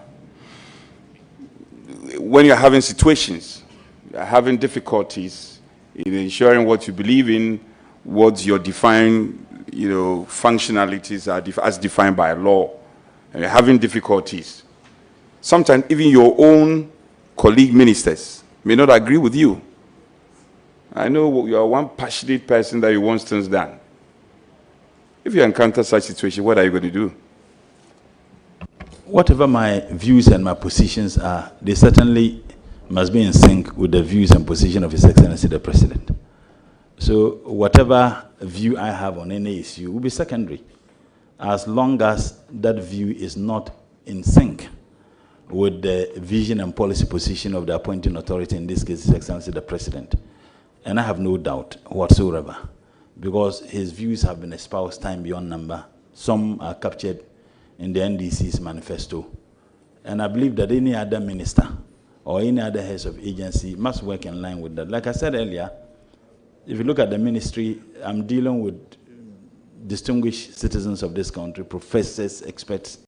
I'll give them that free role to operate as long as their operations are in line with the vision and policy position of His Excellency the President. I will have no problem whatsoever with them. Honorable nominee, the CSR, as you do know, I know it's one of your agencies, right? Yes, it is. You know how important the CSR is? Sorry, Honorable Leader, I consider this to be your third question, third and the last question. Chairman, time here. I'm just asking you. Well, I'm just trying to manage Chairman, time. if it is the case, you don't want me to proceed, no problem. I thought that I'm an environmentalist. I'm just asking you. No, I want to have a chat with our colleague. This is very important. They are very important issues. These are no controversial issues. They are straightforward matters. Okay, go ahead. So, be magnanimous with the rules. Go ahead. In any case, I'm a leader in Parliament. I know. So don't limit me to three questions. I was asking you. Please, with respect to you, if I may proceed. No, let's not debate. Can I proceed? Yeah. Please go ahead. Okay. That's why you're a good man. Honorable Mutala, he's eager to answer my questions. The decline in biodiversity has come up strongly, as one of the red flags issues in terms of our environmental conservation. I don't know what your thinking is going into the ministry. The endangered species, i.e. flora or fauna. What will be your strategy to deal with this concern? Thank you, Mr. Chairman. I don't know, maybe this will be the umpteenth times I'm going to answer the same question and answer a question with the same, It's been asked before. No, I'm saying that, yes, a similar question, and I'm providing an answer that will be a repetition of the previous answers that I've provided. Let me drop that. If it's been answered already, let me drop that and ask a different question, if that is fair. Honorable nominee, we amended the Bui Power Act, and amongst the reasons was to input the need for renewable energy. So the Bui Power Act was amended. We have the usage of renewable energy in there. And so that's how come we have the Bui Power Authority and all that. However, we are still stuck with a 10% of renewable energy when you look at the energy mix. And we appear to be proud about it. For almost a decade now, we are still hovering around the 10%. What is your own assessment of this? And what do you think we can do to facilitate the adoption and the usage of renewable energy in our country? Thank you, Mr. Chairman. It's the way to go. We have solar in abundance. Wind, maybe there could be some difficulty. There is some hope. If you take Melcom, is it ice cool? There is this water. I'm told that they're all using solar now. So if we can have a single solar used, at least even starting with ministries and agencies and educational institutions. Of course, the concerns have always been the initial capital that will be, invested into it. But I think that as a state, you must begin somewhere. I remember when we were in Legon, my understanding was that the main street lines to Commonwealth Hall, they were all solar. Even when there was light out, you still have, some visibility. I think that if the state can look at starting with state institutions, Parliament, for example, we can decide that Parliament should use solar. The initial capital injection is huge. There have been instances where ministries are indebted to ECG. The former Minister for Finance is here. He had a lot of difficulty dealing with ECG over the indebtedness of some state institutions. If we begin with that, I think that for me is one way that can help. Renewable energy, in fact, tidal waves. is one thing that we can harness the sea to generate some energy. If you go to Kalio, somewhere in Upper West, Laura, the intention was to generate about 10%. But unfortunately, they are generating below 4%. How do we speed up? I mean, even if you have 10%, maybe 15, 20%, that will help in our energy mix. Okay. Chairman, I'm happy he mentioned the Kalio solar farm. But he failed to add that the Kalio solar farm was thought through, initiated, and implemented by the SWAL MPP administration. He should have added that at least. Anyway, my next question, Honorable Mutala, it's about quite controversial, but I know you are capable. Germany is shutting down its coal plants. All over the world, the European world, developed countries are gravitating towards clean energy. However, there are experts who say that Africa should pick and choose. We should pick and choose, and we should know our priority in terms of our unique stage of development. The fact that Germany is shutting down and they are gravitating towards clean energy doesn't mean we should necessarily do that, because the developed world, for want of a better expression, have polluted to be where they are in terms of industrialization. I know how patriotic you are. Would you sparingly, or will you suggest that as a country we should sparingly adopt renewable energy and also focus on building our industry? We should also pollute a bit. Are you for that school of thought? Thank you, Mr. Chairman. I remember when I was in SHS2, I read Arrow of God. Arrow of God. I think that those who are interested in literature. And there's a phrase in it that we are all men. When we open our mouths, we know the men from the boys. We can't, and I see in your question, I see you speaking as a former NOX president, the student leadership. We're all, patriotic, we demand. But when you get into the field of global geopolitics engagement, it is completely different. If you ask me, my gut feeling is that we should not agree, because what percentage of the total emission are we contributing? Those countries indeed are where they are because they had a carte blanche of industrializing. And once you industrialize, you would also be emitting. Because if you look at the countries that are China, United States of America, Europe, the Russian Republic, Brazil, India, they are industrializing. So if you ask me, that's what I would say. But the point is that what will be the consequences? Because when you have your food or your mouth in another man's kitchen, you certainly won't have, they say, we do so, they cut funding sources. It affects not only our, desire to sustain the environment, but it also affects other developmental activities. So if you ask me, yes, as a patriot, as a former student leader like my brother, yes, we should do that. But in reality, it will be extremely difficult. Okay. You mentioned China. Just to follow up, most people tend to criticize China about the pollution and the extent of it. However, ironically, what people don't know is that last year alone, China invested more than $2 billion in the area of renewable energy. I mean, arguably better than even the Netherlands and some other countries that are noted for investing more in renewable energy. It's a very interesting topic, and I just wanted to tease your mind about it.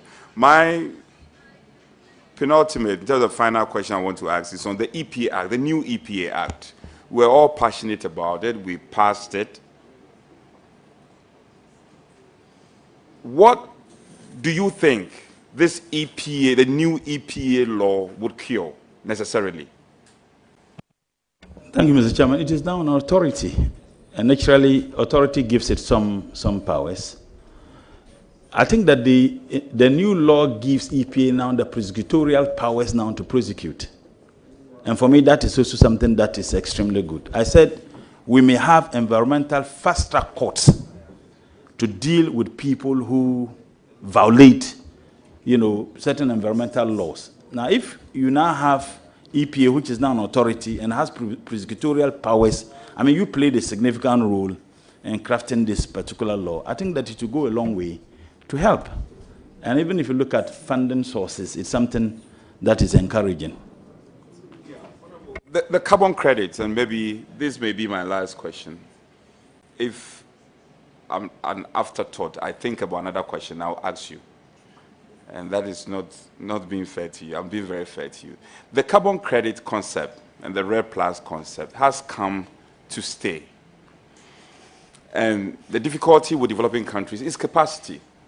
Because we have a challenge, Prof is here, he can confirm. Because we have a challenge with capacity, we are unable to buy into the concept and rake in the necessary millions of dollars that as a country we can have because of the advantage we have in terms of afforestation.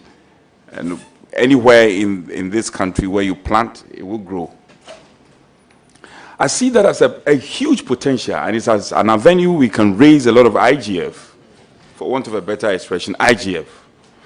What would be your style or strategy for us to enhance our ability to buy into the carbon trade, and Ghana becomes a very important destination in terms of we taking advantage of the RED Plus concept and the carbon trade?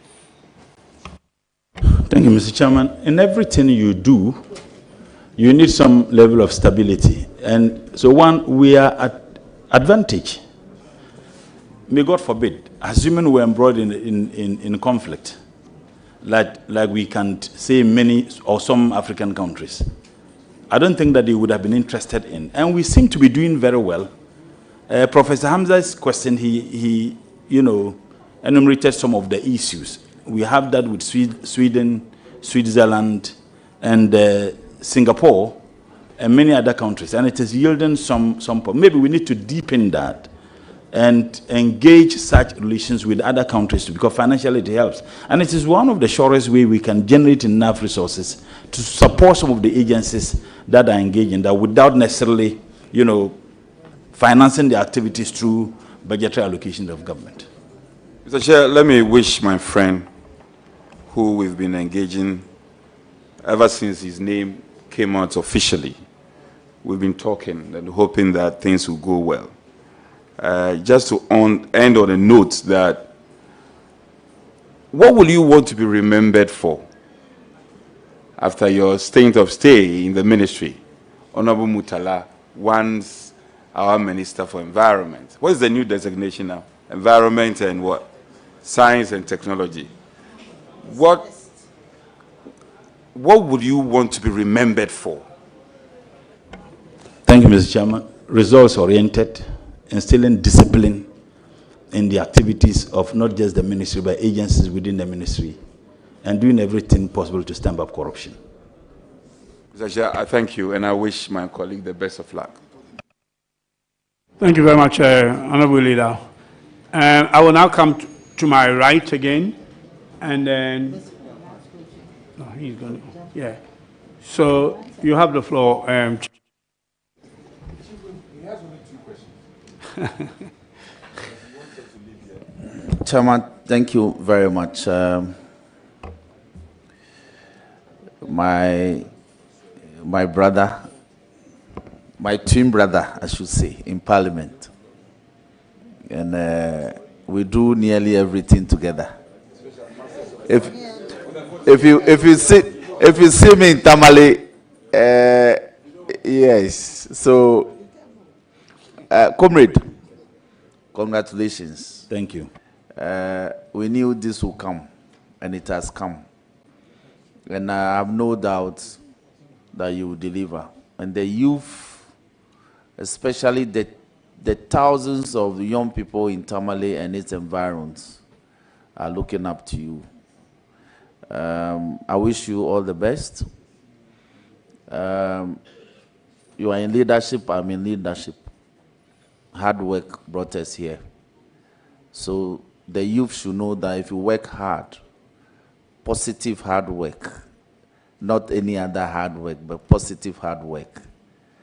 You will always be recognized. So I wish you all the best. My question to you is, cottage industry used to be the backbone of our recovery. And there are a lot of small, medium enterprises who do well in this regard. For instance, if you take the corn mill, there are a lot of metallurgists who are doing well.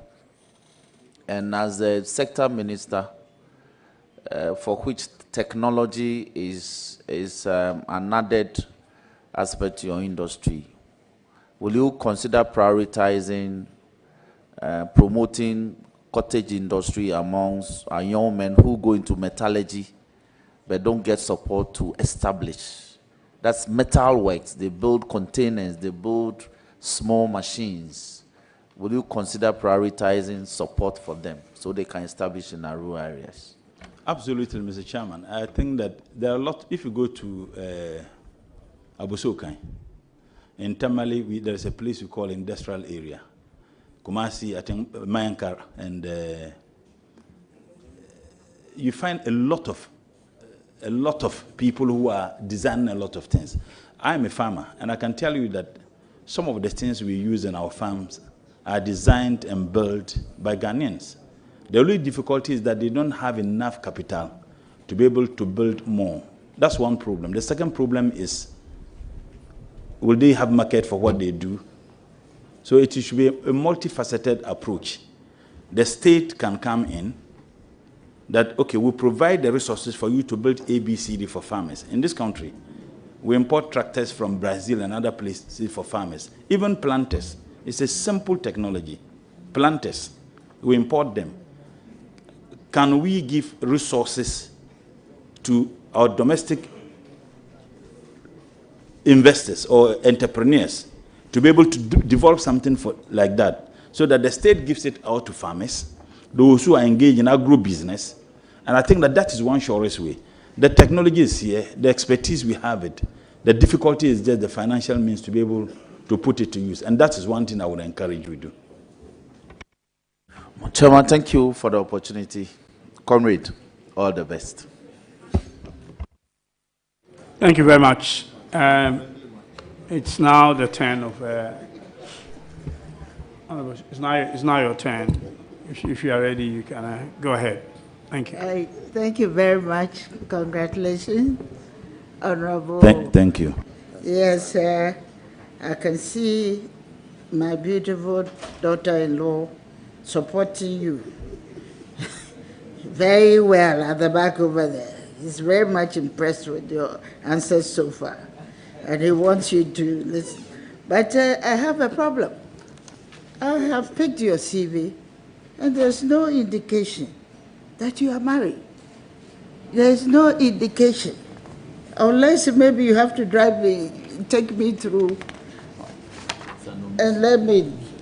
So, do you have? This is a house of record. Are you seeking the permission of the?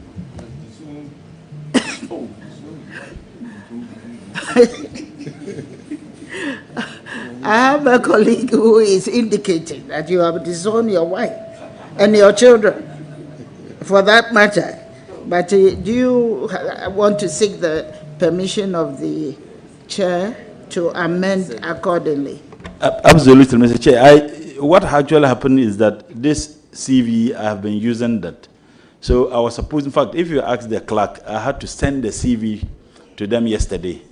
And that is the reason. My original CV, I am married. My beautiful wife is seated behind me, very supportive. And I have 4 kids, actually. But, Mr. Chair, very interesting. I have 1 wife. I'm quite curious. I know my brother very well. On the floor, if he has a strong feeling about something that he has to correct, he will correct. Why is it the case that on this occasion you never sought the permission of the chair to amend your CV? Mr. Chairman, I agreed. I said yes, I would love to amend the CV. Thank you. Accordingly amended. Honorable, thank you very much, Mr. Chair and Honorable Nominee. I've noted that you have undertaken a number of education. In your master's for planning, you had a thesis which read good governance and the execution of development projects at the local governance level. Would you like to share with us some of the best recommendation, observation and recommendation that you made in that thesis? Thank you. Thank you, Mr. Chairman. It is important to state that I have had some invitation from my supervisor who insisted that I needed to publish with her, Madam Teresa, I think Dr. Teresa. One of the recommendations I made in the work I did when I presented my thesis was to recommend the elections of district assemblies long before the Constitution Commission review came with that particular position. I had done that, which was captured in my CV. And that for me, it was telling. So that was one very important recommendation. And the Constitution Review Commission actually, in their report also, agreed with the position I took. However, there were some difficulties. With the engagement and interactions I had with players, one of the skeptics, the views they have is that if you have the regional minister who is the RECSEC chairman, or you have the DC who is the DISEC chairman, the District Security Committee. Now, if you have a district chief executive who belongs to a different political party, in this case, the NDC is in government, and then if it is going to be elected, I mean, you can tell your guess is as good as mine, depending on the strength of each political party in each district. So the possibility of you having an MPP winning in an MPP stronghold, the elections in terms of the DC they elect is very high. Now, if the president is visiting that particular district, his security and safety will be guaranteed by someone who belongs to a different political party. These were some of the views, but I still think that it can happen. I mean, if our institutions are strengthened and we have confidence in the independence of the institutions, it doesn't matter who is the DC or who is the regional minister, we can still go ahead to ensure the safety and the security. And maybe the suggestion is that regional police commanders and district police commanders should be the leaders of securities within the districts and the region and not the political appointees. So these were some of the recommendations I made in my thesis. Very well. You have a follow-up? Are you giving the... I commend you highly, not just for the idea, but to also publicly stand by it. I think it's a point of commendation for me. However, you do know that I think a while ago, your party took a position against that. If I'm wrong, you may correct me, but your party took a position against that when the president, former president, was pushing for the election. You can put matters in context. Would you still stand by that at this time, that we should go ahead as a country and elect our MMDCs? Thank you, Mr. Chairman. My party never took a position against it. My party's position was informed by the position your party took in Parliament on the matter. Because I remember at that time, we had no problem going ahead, but you were demanding certain things to be done. I can't specifically remember, but I remember in Parliament, I stand to be corrected. I remember in Parliament, I wasn't in the 7th Parliament, and those who are there can confirm this. But whatever the case is, Mr. Chairman, whatever the case is, Mr. Chairman, you asked me what I added to knowledge, the recommendations I made. And I said that my academic work, some of the recommendations I made was ABCD. It is completely insulated from the position my party take. Granted that was even the position my party take. So if you are now asking me my view, I'm saying that I subscribe to the view that we can have it elected. But there are some conditions that must be met. And I did indicate the concerns certain people raise.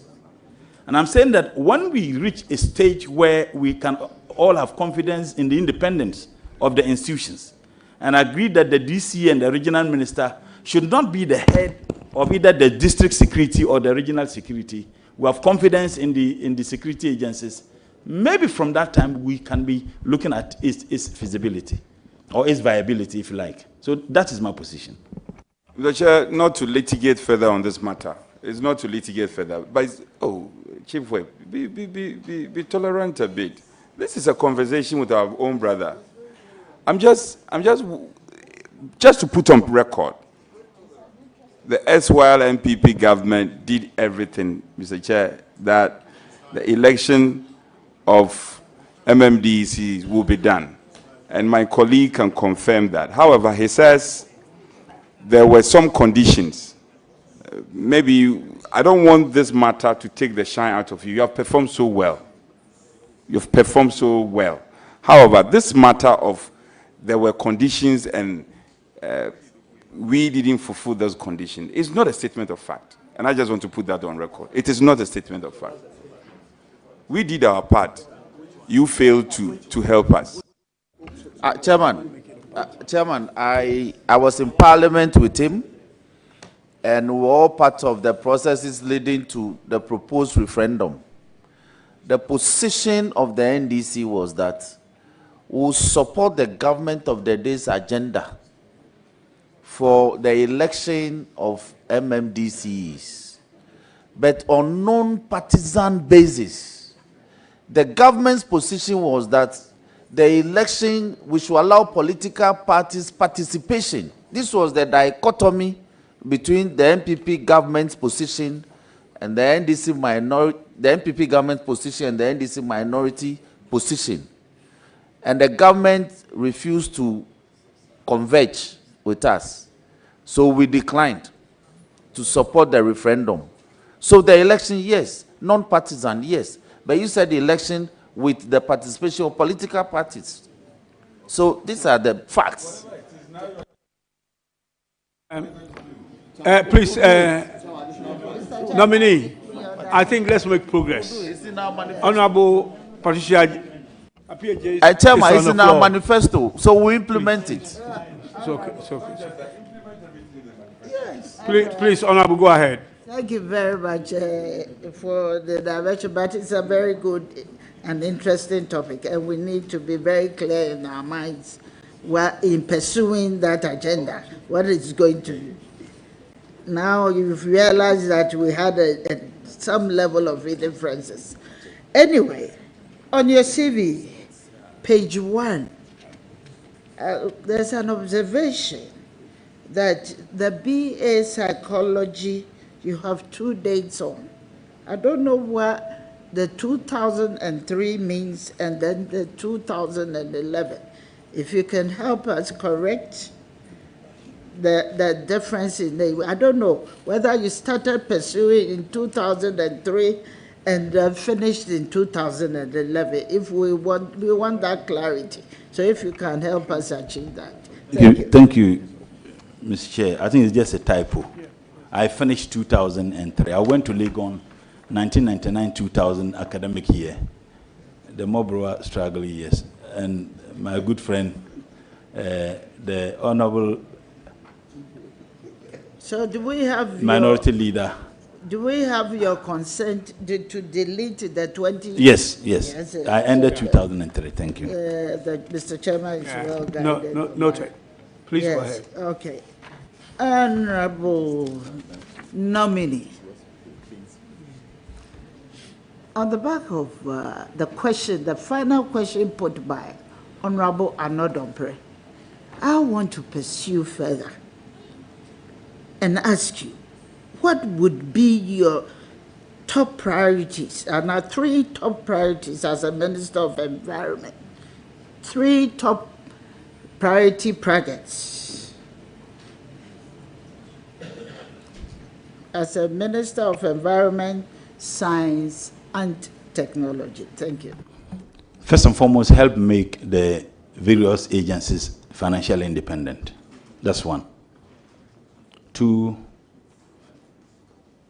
build the capacity of people who are working, not just the ministry, but the agencies. And I say this because there are a lot of funding sources. The UNDP I talked about, they have funding that helps to build capacity of agencies and ministries who are working in the area of environmental sustainability. And two, to work in collaborative fashion with my other colleagues to stem the tide of the havoc caused by Galamsey.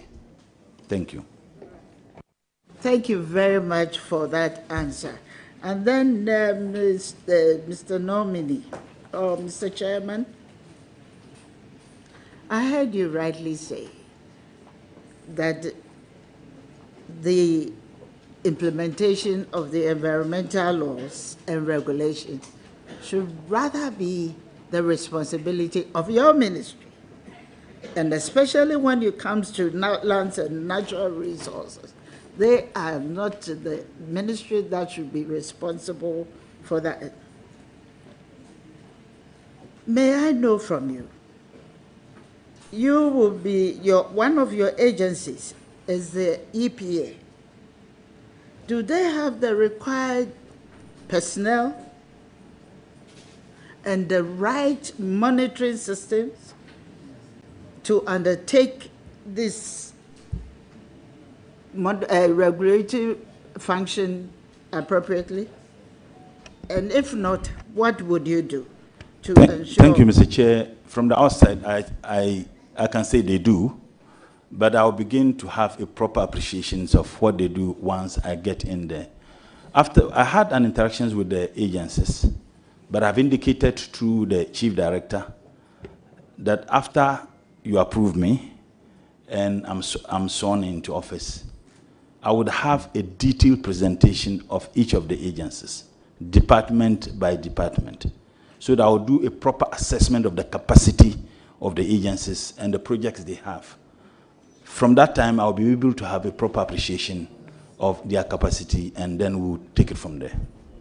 Right, and a follow-up, Honorable Nominee, don't you think, by your answer, you shouldn't have said that they do, but rather you are not in the know, and that you will find an appropriate way of learning and finding out whether they have the right personnel, the right number of personnel to execute those projects? Thank you, Mr. Chair. I laid my answer with the condition. I said from the outset, I get the impression that they do, because I see that EPA is working. Of course, we would want them to do more, but I'm saying that I have proper appreciation once I get in there. But from the outset, based on what I have seen, the documents I have seen, they seem to be doing very well. But at least they need to do more. Very well, Honorable Nominee. There's something that is really, I need to seek some clarity on that.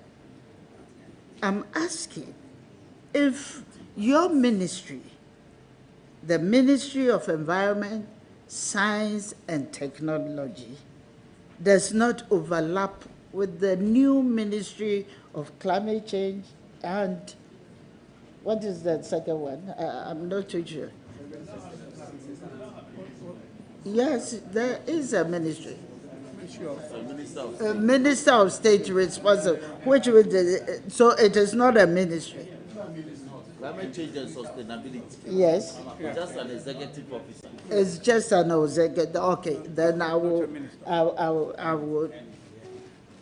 and then I will drop my question on that, because I felt strongly that there was going to be an overlapping, and it is very important that we look at that one.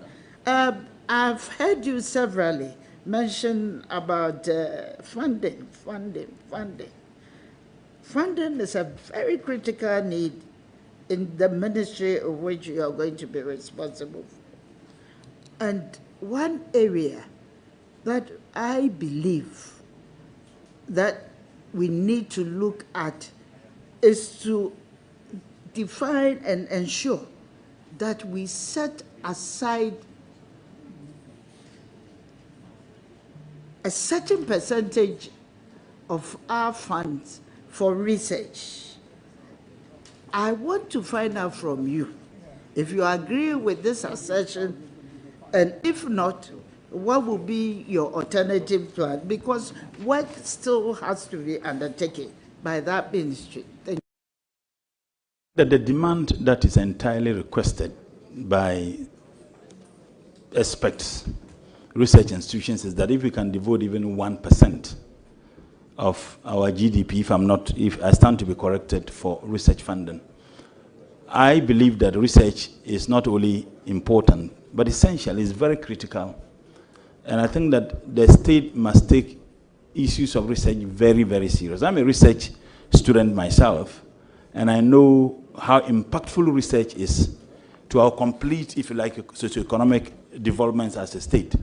When proper research is done, it helps even in planning, because you have something, at hand that you can work towards or work on. But when you have research institutions that are bereft of the basic resource funding that is supposed to be given to them to be able to execute their project, you have a problem. So I think that we need to take the issue of research serious. And President Mahama is committed. If you read the NDC manifesto and statements he even made when he engaged some of research institutions, that he is more than willing to give them the needed funding for the purposes of their research work. My direct question was whether we are setting a research fund, setting that fund aside to Mr. Chair, there is already a fund for research. In fact, the act was passed in 2020. And like I said, the government was committed or promised to put a seed capital of 50 million Ghana cedis.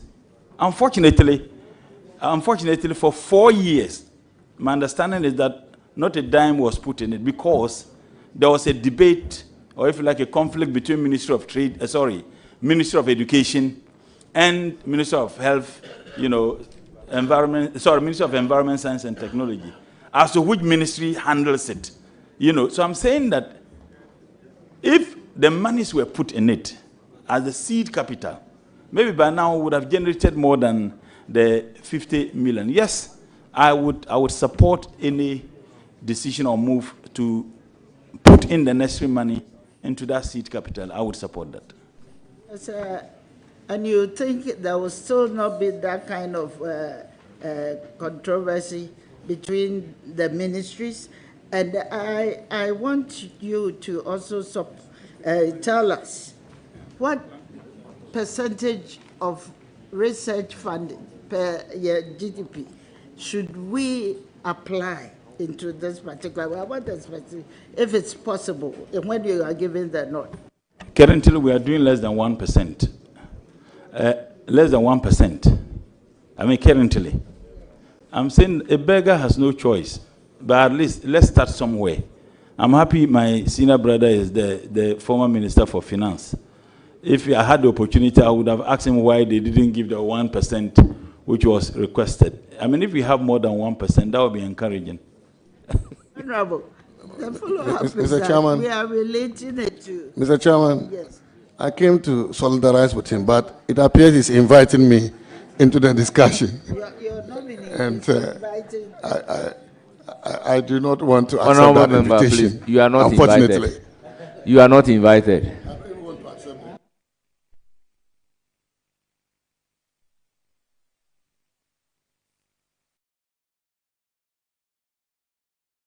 Thank you very much. There's also another aspect of your job which I want us to... what plans do you have to promote the use of natural resources such as minerals, forests, and water bodies if given the nod? Thank you, Mr. I want to say the use, if you could expatiate on that. Yes, we have a very big challenge. We have a very big challenge when it comes to the the promotion of our natural resources. You are in charge of technology. You are also in charge of science. And you're also in charge of the environment. And you have to factor all these aspects of our life to ensure that in trying to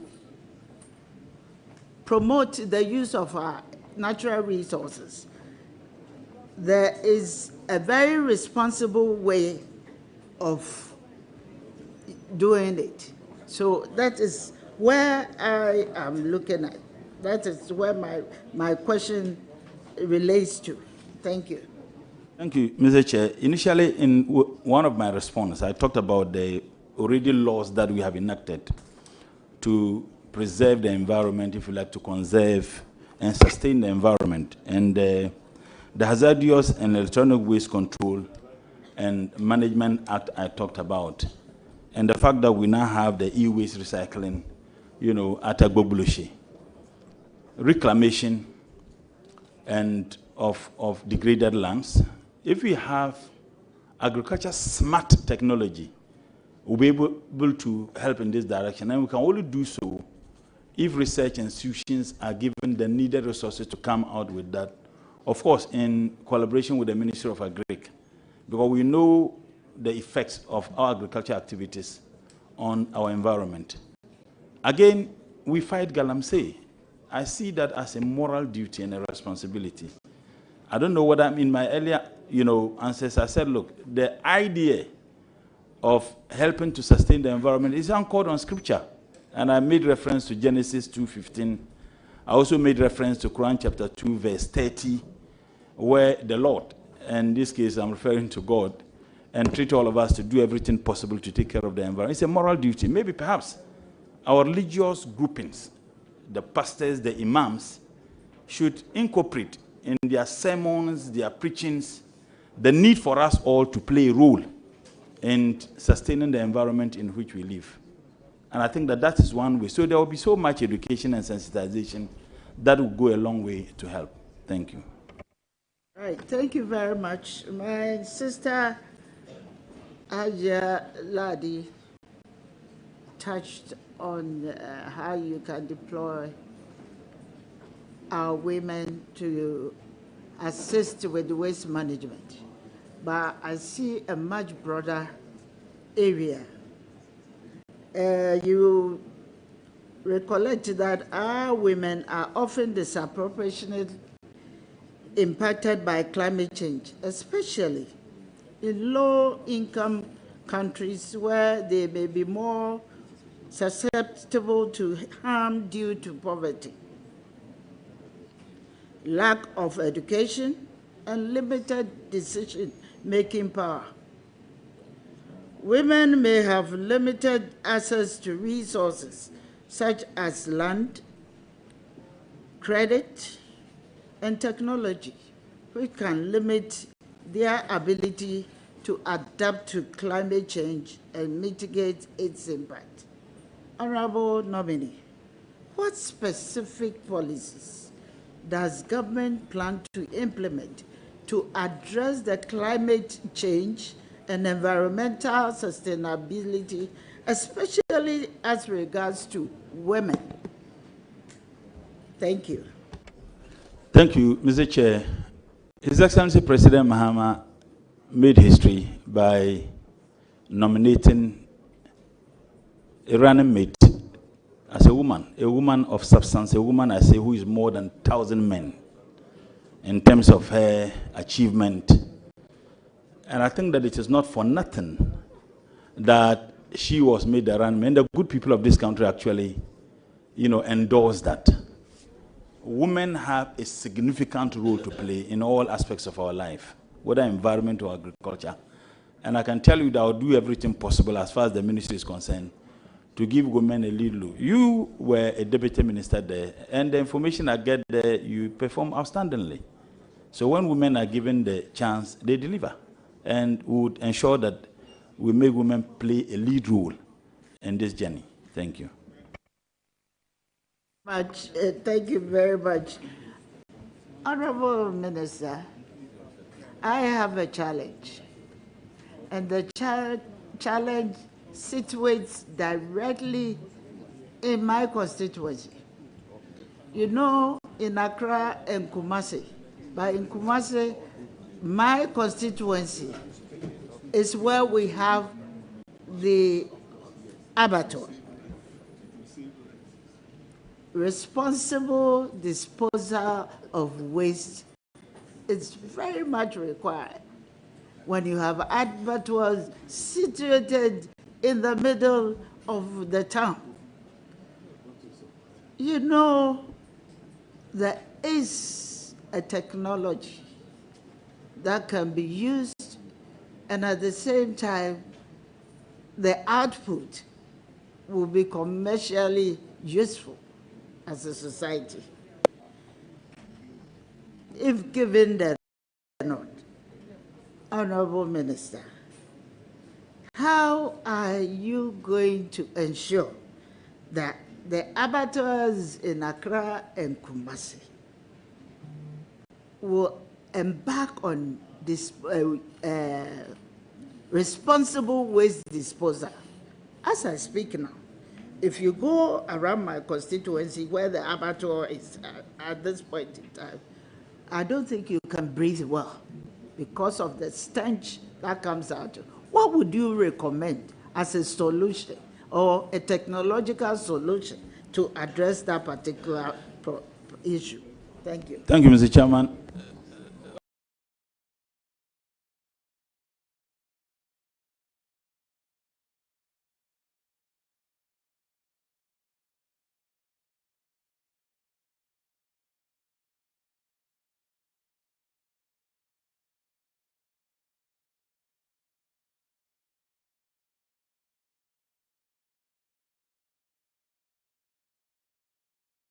Of the technologies and see how we can harness it to be able to solve some of these problems. Thank you. Right.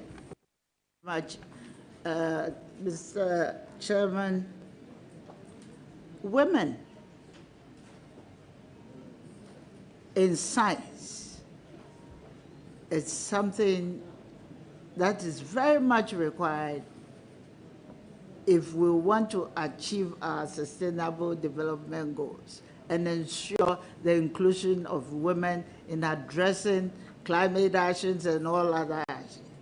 What would be your best approach to ensure that we have equal numbers of women? Maybe I shouldn't use equity, I should use equality.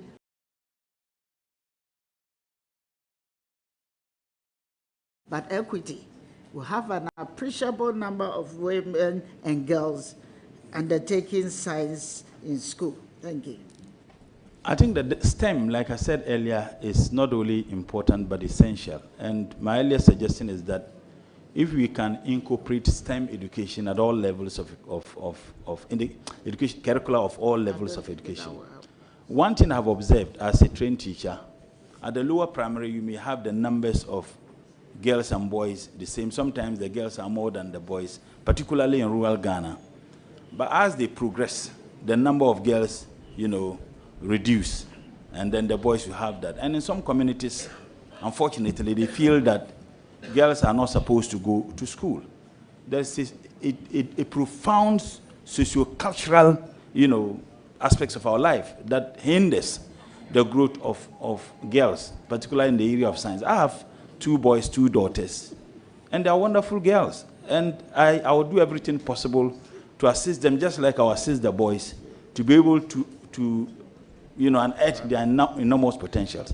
So if you introduce or incorporate STEM education at all levels, and maybe emphasize the need for girls to be able to bridge the gap between boys who excel in the sciences and mathematics and engineering, so that the girls can catch up with. I think that is one thing that will help. We have an affirmative law in Ghana now. How do we harness that law to ensure that the implementation or enforcement of it yield the needed intended results? Unfortunately, we may have laws, but the ability to enforce the laws for the purpose for which they were crafted, for me, has always been the challenge. Maybe that is one thing we need to look at. And we need everybody to be engaged, particularly Parliament. Right. Thank you very much. That you've brought the issue of affirmative action. And I don't think anybody has to implement that, apart from you, the sector ministries that are being put in place to do that. And it will require special funding to be able to also implement these things effectively. But one of the areas that I want us to look at in the promotion of science, I don't know, Honorable Nominee, whether you are aware that UNESCO has a special project to ensure the enhancement of women in sciences. I'm not sure. I'm asking, do you have any such idea? Thank you, Mr. Chair. Not only science, even in cultural education, I know UNESCO, and UNESCO have had that for a very long time. When I was the Secretary General of the All Africa Students Union, I had the opportunity to have attended UNESCO conferences, and, that bordered so much on how we could bring women to equal par, if you like, with men, in terms of science education, in terms of culture, in terms of many other things. So I do have some understanding of what UNESCO does with regards to women. Thank you. Then I am going to engage you so that we'll find ways of ensuring that we can enhance the women or girls' participation in science subjects and also be able to apply technology to the common things that we do on an everyday basis. You realize that women are managers of the home, even the food that we eat. If there are scientific way to prove that certain food will inure to a good health, that one can be promoted. So I believe that I'm not preaching. I'm preaching to the converted. That's what I'm saying. I'm preaching to the. So I want you to take a cue from that. Honorable Nominee, I know if I have to go on and ask you questions, you talk, you speak till we all go to sleep. So I'm going to end here because you love speaking and you are always at a good. So I'm going to end here and wish you well in your future endeavor. Thank you. Thank you very much, honorable members. I will give the floor to Honorable Kwaku Riketegen. Thank you very much, Mr. Chair. Comrade, congratulations. Presido, thank you. Just a quick, I want to follow up. Well, it's a question, but it's something that came out of what Honorable Patrick Boama said, and then something you yourself said, which I think was very important, and that is to take you back to this carbon trade business. One thing you said, which is something that President John Dramani Mahama has already said about this every man, planting a tree, which you have now taken it further to be every child also planting a tree. I mean, there's a lot to get from this carbon, carbon trade. And if we have the capacity and build out what you are talking about and what President Mahama has said earlier on, then we can be able to build that capacity to get that carbon credit, which will obviously become some of the monies that you can call it IGF, to fund, your ministry at least. But for me, the most important part, and I want your opinion on this, and I'm happy that the finance minister, former finance minister, is also here, that we have a revenue target. You can contribute from your ministry more than for just your ministry, but you can actually contribute nationally to basically in driving up our revenues.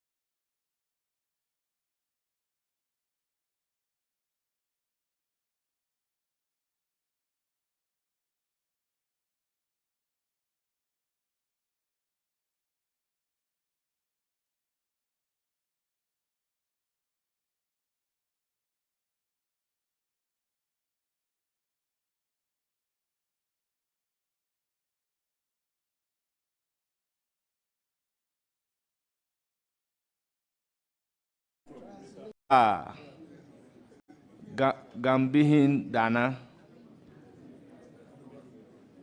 Mohammed Yusuf Salambi Lana, Mahama Idrisu Sintaro Sakoya Lana, Abdul Rahman Mohammed, Rep of Yana, Idrisu Mohammed Bobrina, Sheikh Abdul Salam Ahmed, Northern Regional Chief Imam, Alhaji Alasan Dandawa, Dukcho Yakub Isa, Abariya Sunni Community Tamale. Abaria, okay. Sheikh Mashood Ahmed Yakubu, Abaria Sunni Community Tamale. Alhaji Baba Ibrahim, brother of Honorable Muntala Muhammad, the nominee.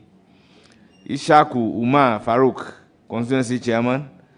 Abdul Mumin Al-Hassan, Northern Regional Vice Chairman, NDC. Alhaji Bewa, Northern Regional Vice Chairman, NDC. Alhaji Michel, Northern Regional Imam of NDC. Chief Dudu Sufo Azoka.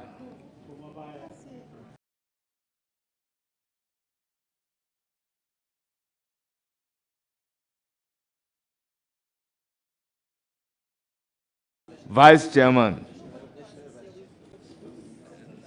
National Vice Chairman, NDC. You are all welcome. Honourable Member, thank you for attending upon the committee and taking your time to express your views about questions asked. You will hear from the committee and you are hereby discharged. The next nominee Thank you, Mr. Chairman. should be ready to take the chair.